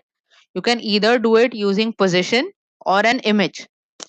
But then getting the position is difficult because my Notepad can be maximized, minimized, or it can be of a different size when I move to another. Like right now, my Notepad is of this size. So let's say I change the size and I move it here. Now my position will change, correct? Earlier, when I chose the position is like coordinates, my XY coordinates on a graph, correct? So position is something like that. So when I chose the coordinates for format when the notepad was here will be different than the coordinates that I will get for format at this position. Correct? So my take for this would be that I capture the image of this format tab. Okay. All I have to do is click on image. Then I have to do capture a new image. So after my timer goes away, all I have to do is create a box around wherever I need to click. So if you see, I double clicked on it. So if you see, it's format written here. So this is the box that I selected after I captured the image. Okay. Any doubts around how the image was captured, or does anybody want me to do it again? I can do it again.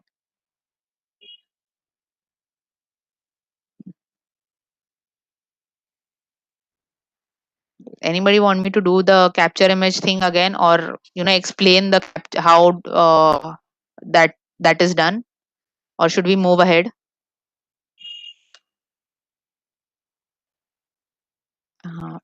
Yes for the capture image or yes for the explanation, Vaishali ma'am?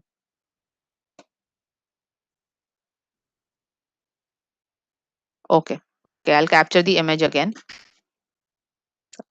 Cancel. I have my notepad. I'll just maximize it a bit so it's easier to understand. Okay. So what we did here is we chose mouse click as an action. Then we selected image as that will be used for identifying where the mouse click should happen. These are the 4 different identifiers. Web element is used only when we work on web based applications, like if we are using Chrome or Firefox. For rest of the things, image is the most reliable option because position keeps changing. Okay, so we clicked on image, then we need to click on capture new image. So after this timer goes off, all you have to do is you see this plus sign here. So all we have to do is capture how much ever image that we need. Okay, I can select a bigger image as well, and then like let's say I capture a bigger image, the entire tabs. Okay. Okay, so I can have I can choose a bigger image and choose where I want to click on that particular big image. Like currently I have taken this entire image, right? File, edit, format, view and help. But I need to click on format. So that I can specify here, see click position. So where I need to click, I can choose that position in this particular image. Okay, so this position is not the same as this position. Okay, this position is with respect to only this image. So wherever my notepad is on my screen, it will not change the position of my pointer. This is like the pointer position on this image. Okay, so now all I have to do is to get this position, I need to click where I need to click. Okay, so I just clicked. Since I need to click on format, I clicked on format. So the coordinates come by itself. Okay, and I just need to click on OK. Is it clear now, or uh, do you want me to explain again this part?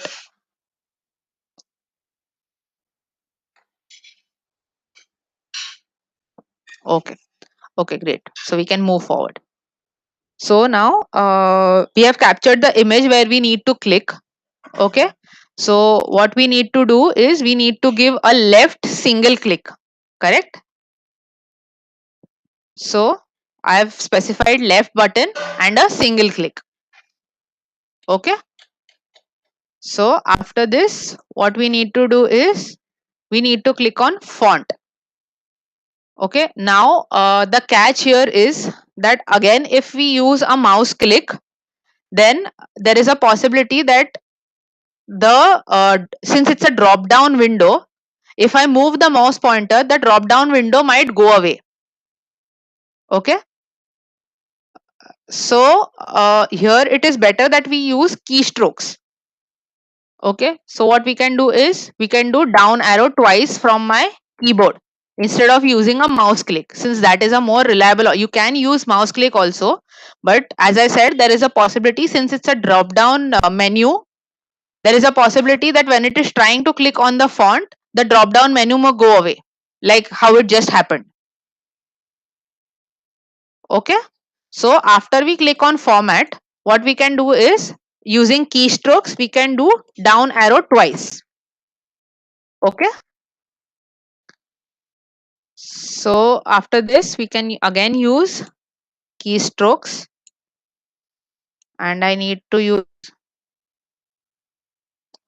key combination, and I need to use the down arrow. Okay, so here down arrow comes as control down. Okay, I just clicked down arrow on my keyboard and this is the combination that came. Okay, now I need to use this twice because after I click on format and after just one down, it will go on word wrap. I need to go on font. Okay, so I need to do the same step twice. So I can just copy and then just it's not giving me paste option. Okay, I need to put it into a group to paste. Okay, okay, so let's just pull out another one. So if I have to copy, I can copy a particular step and paste it here, but I need to group those actions into the sequence, the group that I showed earlier, right? So the copy paste can happen from one group to another group. I cannot paste it directly here. Okay. So here also we will do the same thing, key combination, and we will click on the down arrow. Okay. So now what we have done is we have clicked on format. We have done 2 times down. So we have reached here. So what do we need to do next? Can somebody else take up this now? Since Vaishali ma'am and Manoj sir has already answered.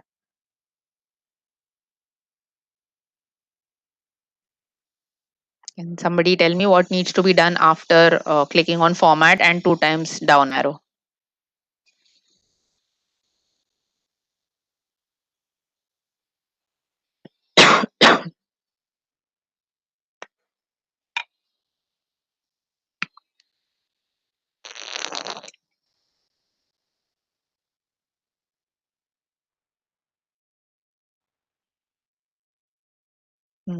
You want me to pick somebody again from the crowd, or is somebody willing to answer?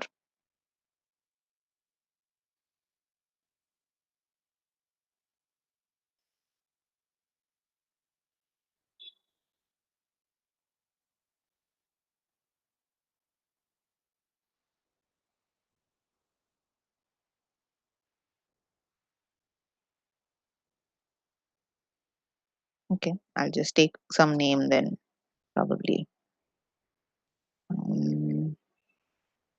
Pooja ma'am.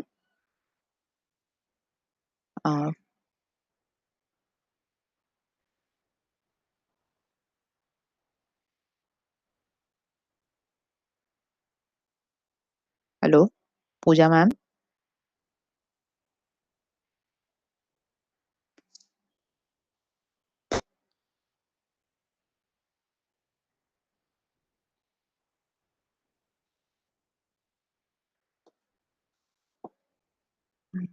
Okay, can somebody else answer? What can we do next?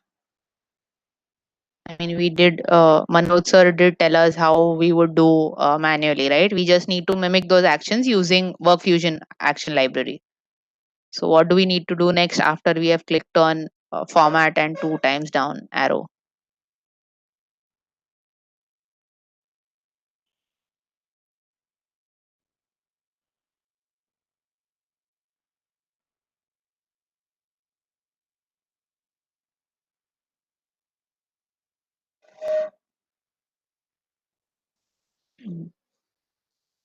Okay, let's go ahead. I'll just pull out next. What would be the next steps? Okay, so after doing format and 2 times down, we need to click enter since we need to select the font. Correct? So we just need to put keystrokes with key combination as enter. Key combination and okay, I'm facing problems with my enter.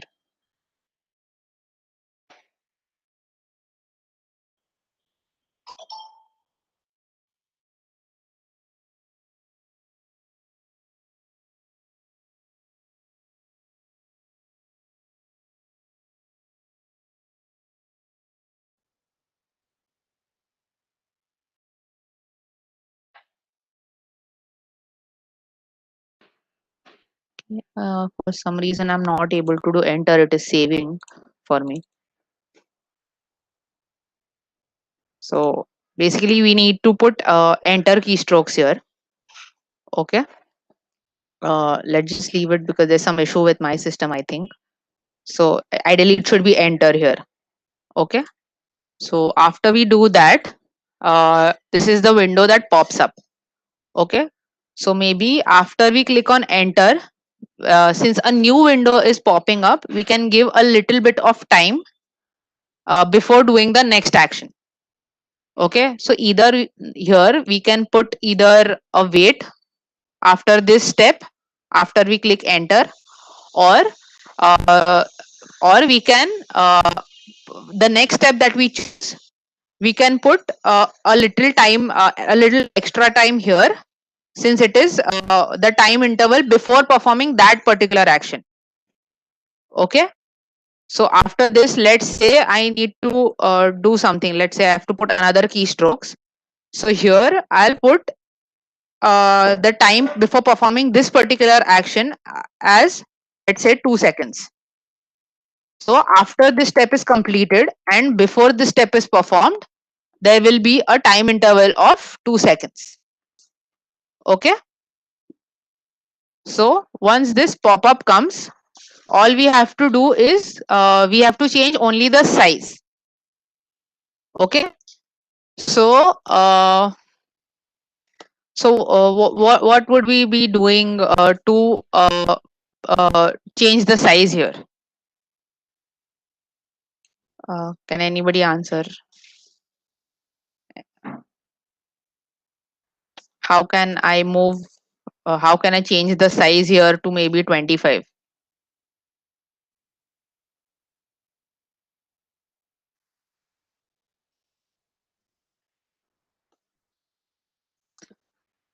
somebody give it a try. I mean, that's okay if we are wrong. Because if you this is basically a tool, so if you keep listening, it will not you will not be able to understand unless and until you give it a try yourself. So why don't I mean somebody out of the group maybe try what can be done to change the size here. Unless until we explore, we will not be able to understand. I mean, since I am doing it for a long time, it is easier for me. But if you guys want to get accustomed with the tool, you need to keep trying. So since you do not have the software, you can probably tell me what needs to be done and I can explore it with you. So it will be better if somebody from the group takes it up from here.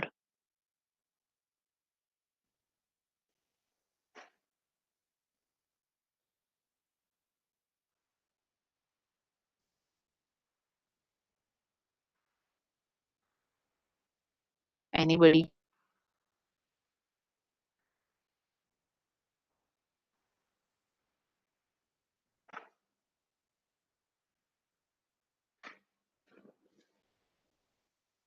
Vaishali ma'am, Manoj sir, if you want to try, that is also fine. Swapnali ma'am has also given her input once, so if she wants to try, that is also okay.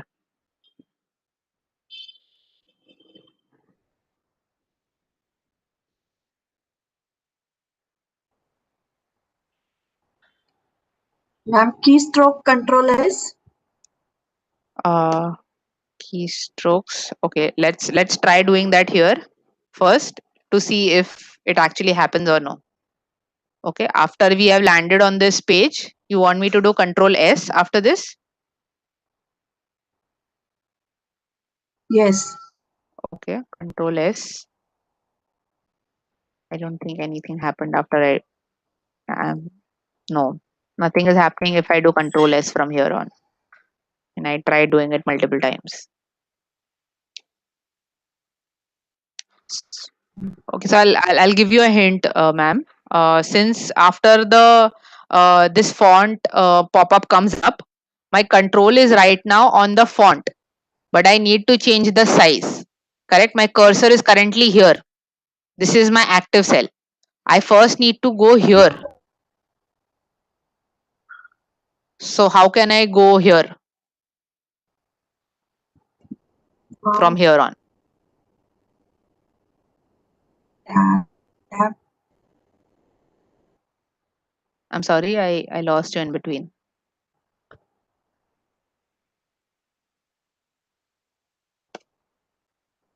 Okay, tab. Correct. So we can have two tabs for keystrokes. Yes, Swapnali ma'am also mentioned that we can use tabs. Okay. So once the window has popped up, we can use tab.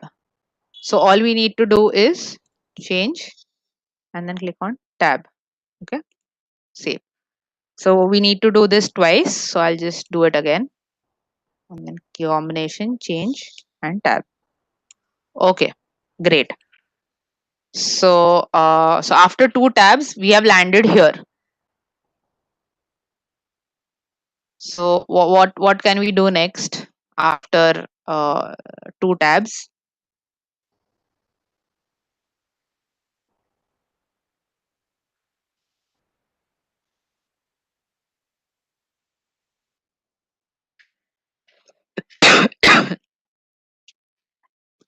So now we just need to basically change the font size, right? From 15 to 25.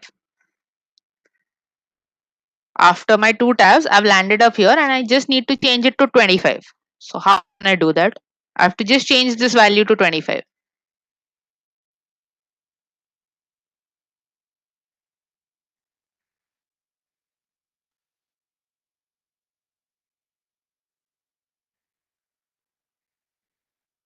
Yes, Swapnali ma'am said that we can use keystrokes for and type in 25.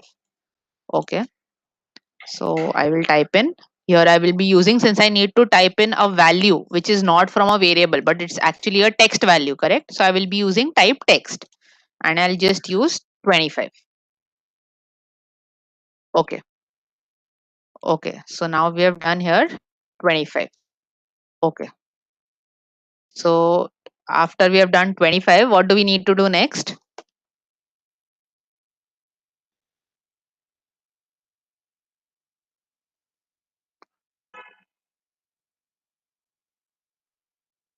Okay. So for OK, Swapnali ma'am said we click on OK, and Vaishali ma'am said we need to click on tab. So let's first look at Swapnali ma'am's approach. So Swapnali ma'am, if we have to click on OK, how can we do that using Work Fusion?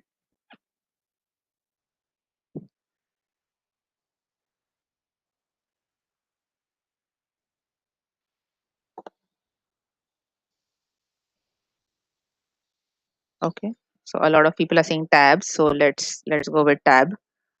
Now if I click, after I put 25 here, I click on tab. Okay, I go here. So second tab takes me here, and then third tab takes me on OK. So you want me to put 3 tabs after I put 25? Should I do that?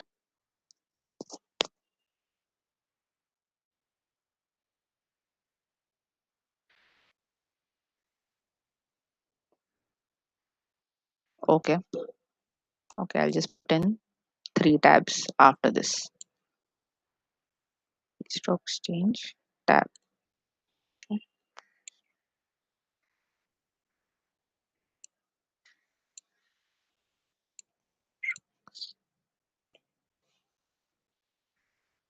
Okay.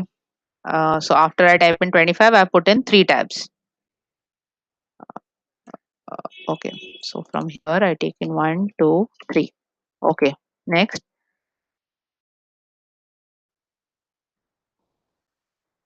Then we can just click, put another keystroke as OK after the 3 tabs. So another approach that we can have is after 25 here, we can directly click OK. If we directly enter OK at that time also, it will take, I mean, we don't need those 3 tabs in between. Okay. Everybody get what I did? I just, after I put in 25 here, I don't need to put in those 3 tabs to actually go here, because if you see, it is already highlighted. My OK button is already highlighted.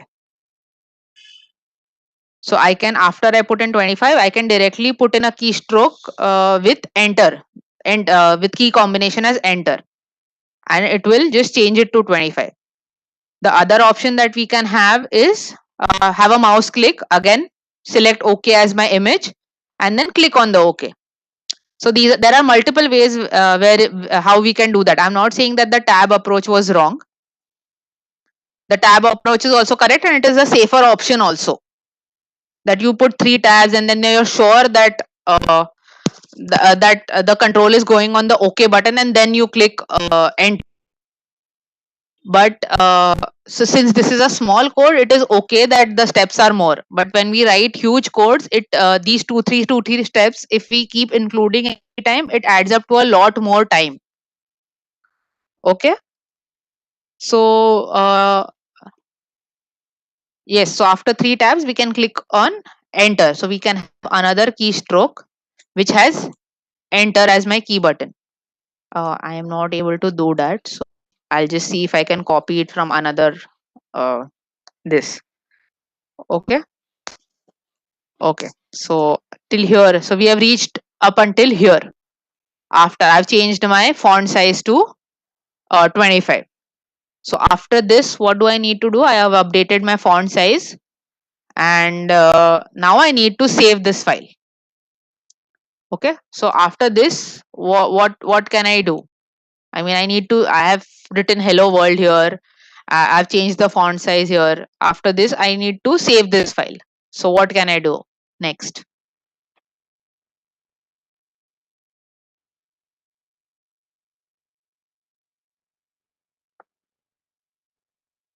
Normal. I mean, I'm not asking in Work Fusion terms. how will you manually, how we can manually save a notepad?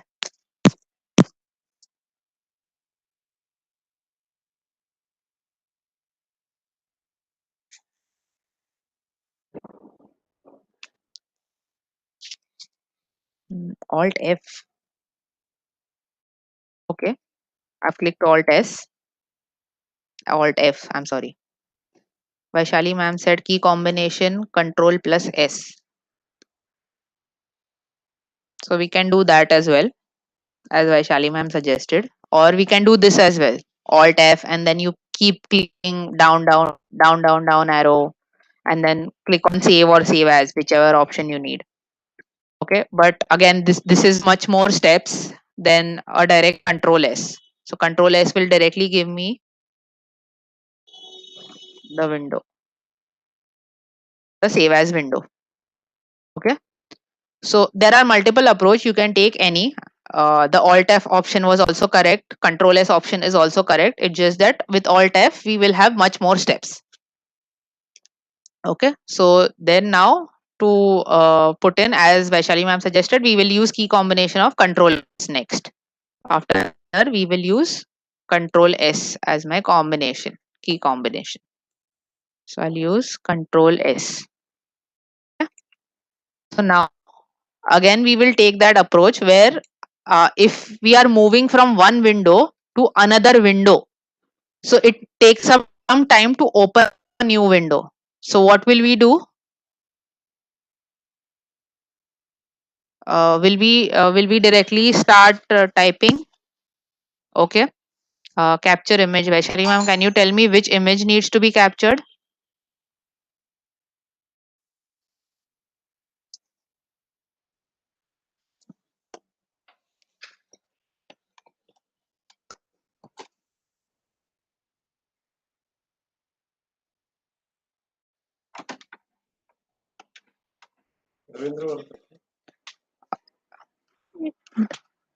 Uh, just give me a minute, okay? Just give me a minute.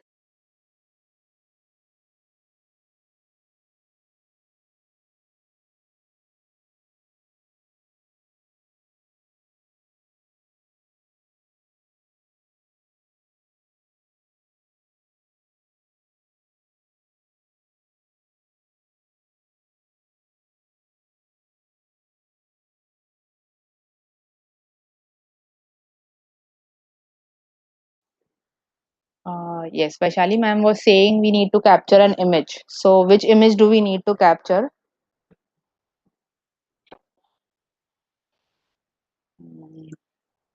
The path here, this or this? Which path?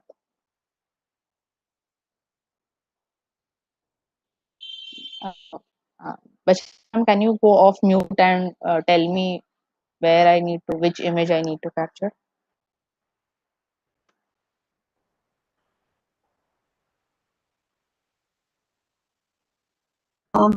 This PC, the arrow there. Okay, this is the image that you want to capture.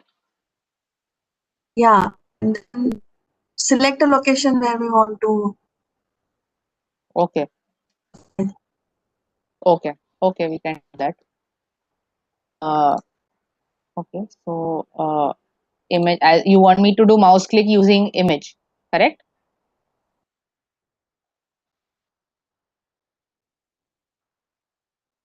Hello.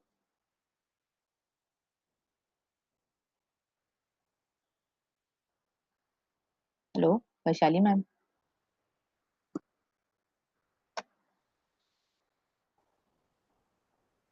Hello. Okay.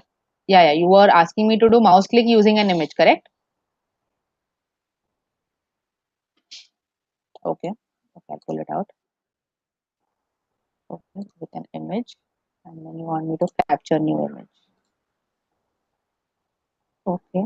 So you want me to capture this whole thing?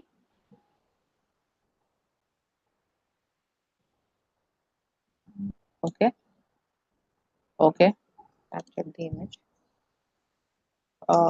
Okay. So now if you see the image that I've captured, a part of the image is blurred out. Okay. So WorkFusion does it on its own because to meet the basic resolution that that WorkFusion has inbuilt. Okay, this is the default resolution. But if you want the entire image that you have captured to appear here, then you can just change the region coordinates here. Okay, see, so right now my image from the left starts at the 51st coordinate. If I want the entire image, I will just make it start from the 0th coordinate. Similarly, the width of so if you can see, the coordinates are mentioned here. See, 0, 56 and 353. Okay, so if I have to take the width, the maximum width, then I need to put in. So currently my width is just 250. So if I want the entire image, then I have to put in the maximum value. So that the maximum value is present here, that is 353. I'll just put in 353. So then my entire image that I have captured is visible and nothing is blurred out. Okay. And as I mentioned, these x and y coordinates are for this red pointer that is there as to where it needs to click. Okay, I can have it anywhere. I can just click, and then if you can see, these coordinates keeps changing as I change the red pointer. Okay, so I can have it anywhere. Currently, if I keep it here, this is how it is. Okay. Okay, so Vaishali ma'am suggested that we take the image of the save as window, the path that we need to put in, and we change the path here. Okay, so now what happens is, if I choose this image, okay, and next time if I have to save the notepad, but then my default path is not this PC and downloads. Let's say my default path is this PC documents. Then my image will fail because my image will be expecting this PC and downloads. But then my save as window will have this PC and documents. Okay, so this is the issue when we choose images, because images need to be the exact copy of the one that we have captured.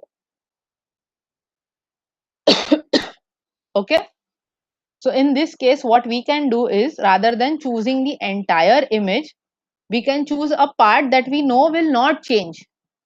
Okay, so let's say we choose an image. So let's say we choose it from maybe here and up until the end, because irrespective of wherever I save it, my this portion will always be there. Okay, see here also, if you see, it says search documents because currently my path is documents. If I change it to download, it will say search downloads. So ideally I should have chosen an image only till search, something that is common across. Okay, so again I'll capture image. This time I'll only capture up until maybe search. Okay, and if you see, if I click even here, I can edit the path. So here I just need to keep my pointer somewhere here, so that the control is there, and then maybe I can give the file path there. Okay, is this clear? Does anybody want me to repeat this part again?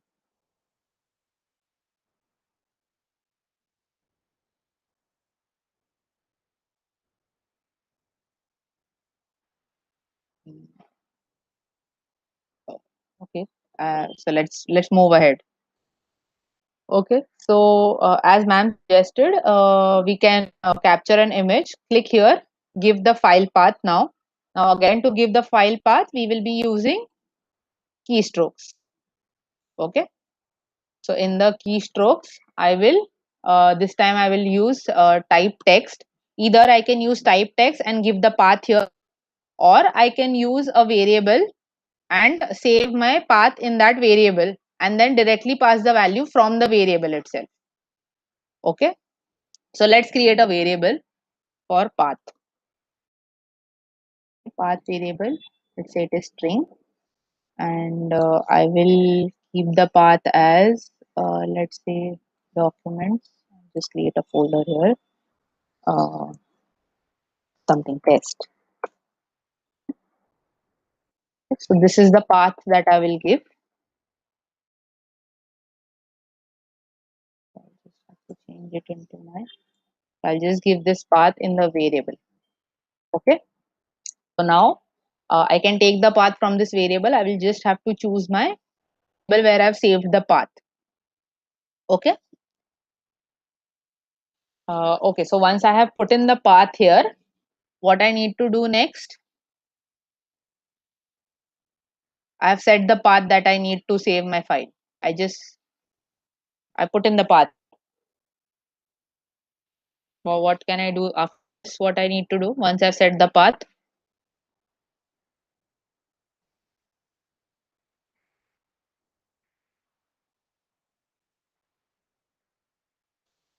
I just need to give the file name now. So now again, I will again choose mouse click using an image and click here. Maybe control, after that maybe control A, and then whatever is my file name, let's say test. Okay.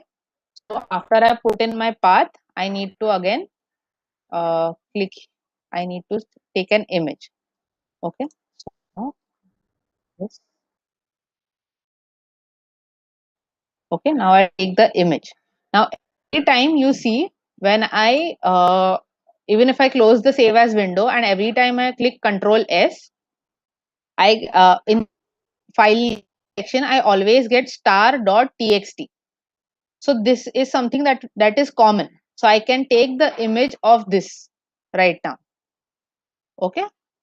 Now what I will do is, after I've set the path, I will use mouse click, then mouse click using an image. Okay. And then I'll capture new image, and this time we will choose this file name. We'll choose this part. Okay. And then I'll keep my pointer somewhere here so that my control is exactly where I want it to be. Okay. After this, I can do, after I've clicked here, I need to control A, and then I need to type in whatever is my file name. So let's here I need to do control A, save, and then again put keystrokes. This time my keystrokes will have my file name. After I've done control A, I can either do backspace also. I mean, that step is also, that's a good step to have. Then I do control A, then I click backspace, and then typing my uh, file. Okay, so here I can maybe have a backspace button first, save, and then another keystrokes to type in my file name.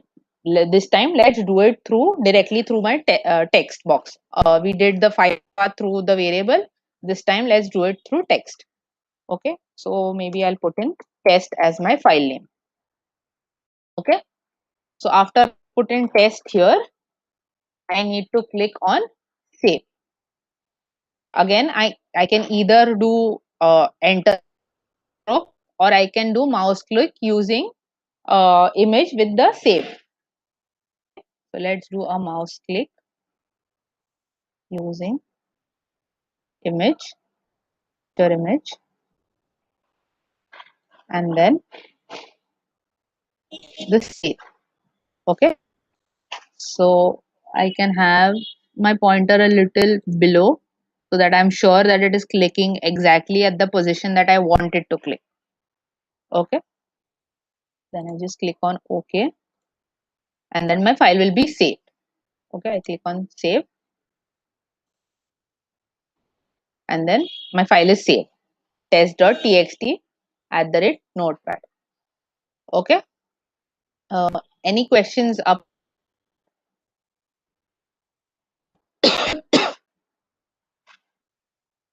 Any doubts, anything you want me to repeat in this entire, I mean, we have completed the use case that we wanted, right? We have opened the notepad, we have inserted a data from a variable, We have updated the font size using text. We have updated the font size of the text, and we have saved the file in a desired location. We have done all the steps that were required in the use case. So, is any doubts up until here? Do you want me to repeat anything, any part, anything that you want to ask? I mean, I'll just open up Fusion. I'll you can have a look. I'll give you a minute or two. Just go through the code, whatever we have prepared right now, and then you can let me know if you want, if there are any questions.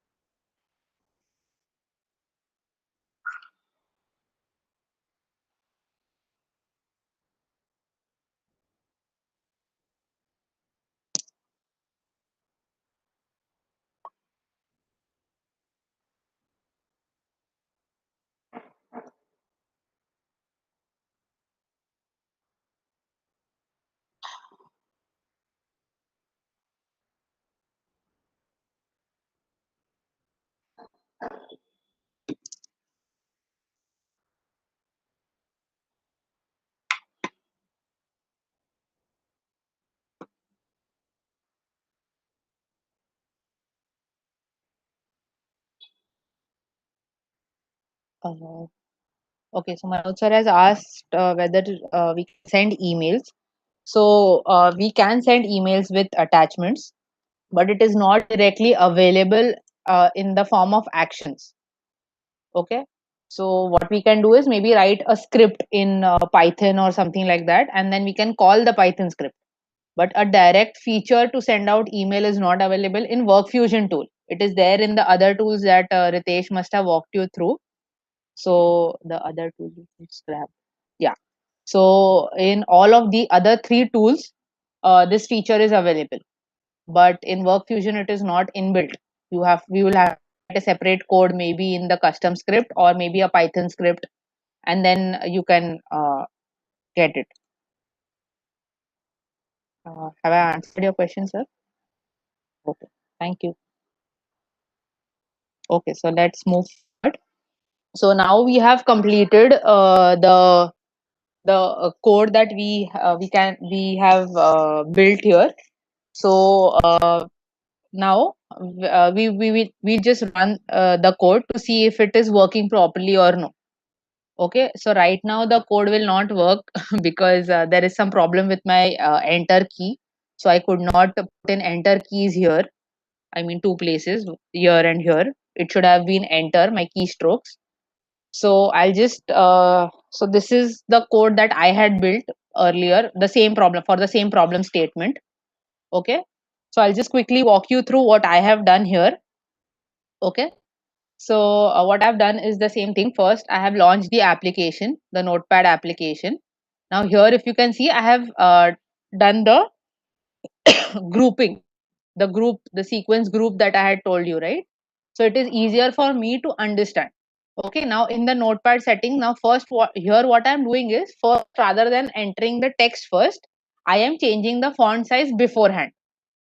Okay, so what I'm doing is I'll just manually do the steps that are present here so that everybody is clear. So first we are launching the Notepad application.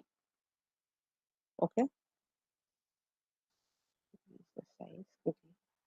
Okay. So what I'm doing here is I am launching the Notepad application. Once my Notepad application is launched, I first change the font size settings and then I put in the variable value. Either way is fine. Okay. So after this, what we have done is I have put in a action to maximize my window. Okay. Once my window is maximized, I send out keystrokes as Alt O. Now, if I do Alt O, so this is the shortcut that I knew, but what we have done is also correct. Okay, using using mouse click with an image and then doing down arrow, we can do all of that. So this is a shortcut that I knew. That is why I used directly. How we used for Control S. Ideally, we could have done for controllers also. Ideally, we should have gone this way, right? We click on file and then we go on save. But then since we knew the shortcut as Control S, we directly used it. Similarly, I did that here as well. Since I knew the shortcut as Alt O, I directly pressed Alt O. Then I type the text. Okay, let's see what is the text that is typed here. So then I have typed text as F. Okay, now here I do Alt O and then F. Okay, so my font window directly pops up. I don't need to do Alt, I don't need to do the down arrows or anything of that sort. I don't need to do down arrow, then I don't need to click on enter button, nothing. Okay, this is since these shortcuts were known to me, I did that. But that approach is also correct. Okay, after this, what we have done is the same thing. After this, we need to do 2 tabs, right? So instead of putting 2 actions one after the other, I just use the tab keystroke once and I did repeat it for 2 times. Okay, this is just a better way of coding rather than a line by line step. The steps that are followed similar. It is just that we are using I had used different actions so that everybody gets aware. Okay, so I just use the tab action twice. So I did it repeat 2 times tab. So when I do repeat 2 times tabs, I got the control as here. Now what do? I just type in the text as 25 and then I put in keystrokes as enter. Okay, same what we did here, 25 and then enter. Okay, so after that, these are just the steps that I had included so that I can give you an idea of how variables can be manipulated. But after this step, we can directly use another keystroke to send out the value from the variable. So here what I'm doing is I am taking the system time, okay, the current system, current date and time. Okay, I'm saving it into a variable. So here I've mentioned in the comments as well, obtaining the current system time and writing it into the system time variable. Okay, so I have used here uh, a constant variable. Okay, and I have given it a configuration such that I can get the current system time. So currently my system time will so my variable will have 1:03 p.m. Okay, after this what I have done is I have converted it into a I have converted the now here in this I have the system time variable will be of type date and time, correct, because I have taken the date. Okay, so it has captured my system date and time, so it will be of type variable date time. See, if you can see here, you can see here my system type and the variable type is date time. Okay, now to put in the time variable, I need to first convert that variable to into a string form, write it using a key. Okay, so what I do is I convert that date variable into a string variable. That's it, and I give the format that I want. You can choose any formats. There are formats mentioned here. Okay, you can choose any format that you want. You can give custom formats as well. These are not the only formats that are available. You can give any format that you want here. Okay, and then we saved it into another variable which is of type string. Okay, so system time converted variable which is of type string. Okay, and then we just put the variable. Okay, so I have put in multiple variables here. You can put in multiple values. Okay, so this is one variable. So it says welcome to RPA workshop. If you see the value here, it says welcome to RPA workshop. Then it will then again on another line it will say your system time is followed by the variable, followed by this variable that we just got, the system variable that we converted into a string. Okay, so we put in these values. Okay, then we wait for 2 seconds. 2000 milliseconds is 2 seconds. We're waiting for 2 seconds. Okay.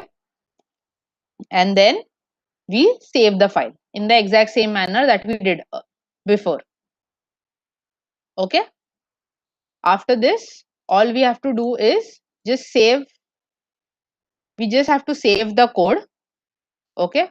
We'll just have to do Control S. Okay. And my code will get, so here also, let's say I'm doing Control S.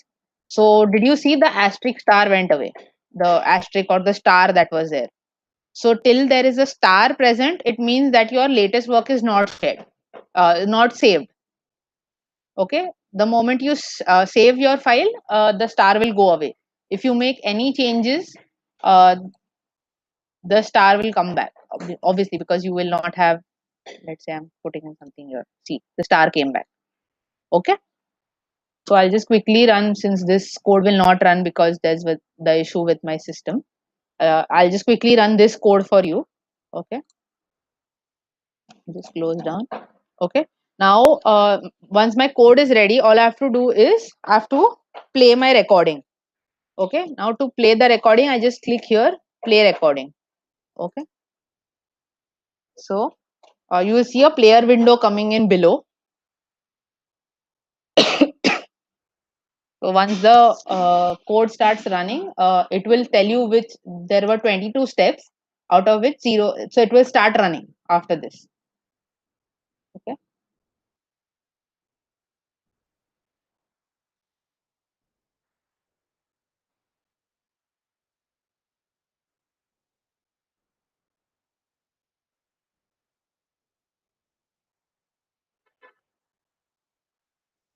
Issue. Just let me just check.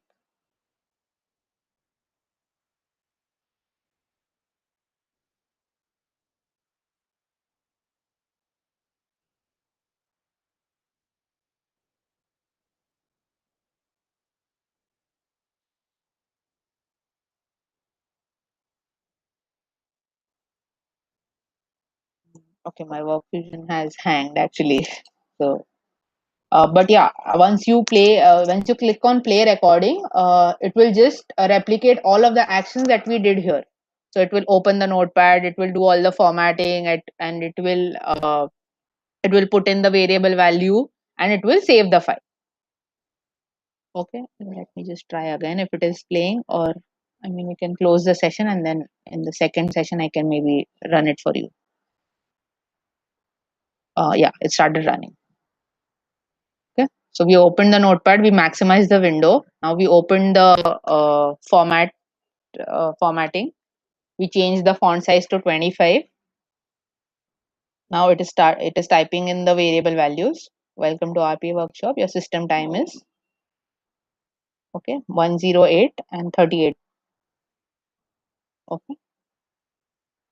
And now it will just save the file.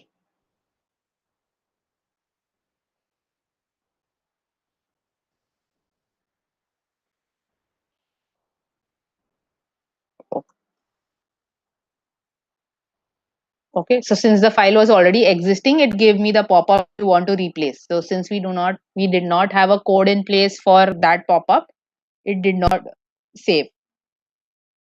Okay.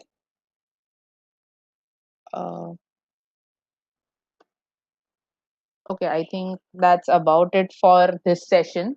Are there any questions up until here?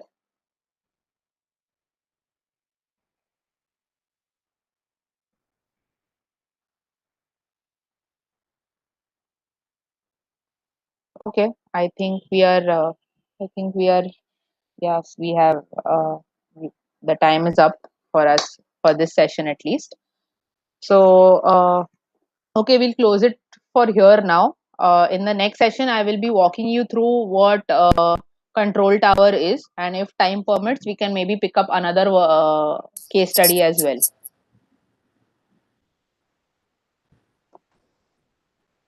Okay. Thank you so much, everybody.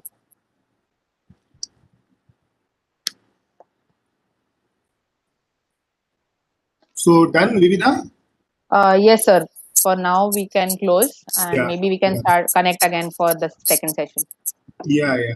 So thank you very much, Vividha. It was a nice session. So Thank you. looking forward to meet you at 5 o'clock. Okay. Okay. Same link, Thank, everything same. Yeah. okay. So Thank you, everybody. Thank you, sir. thanks a lot. So participants, we will meet at 5 o'clock, 5 to 7. Vividha will be there again with us. Please join on time. Thank. Bye bye.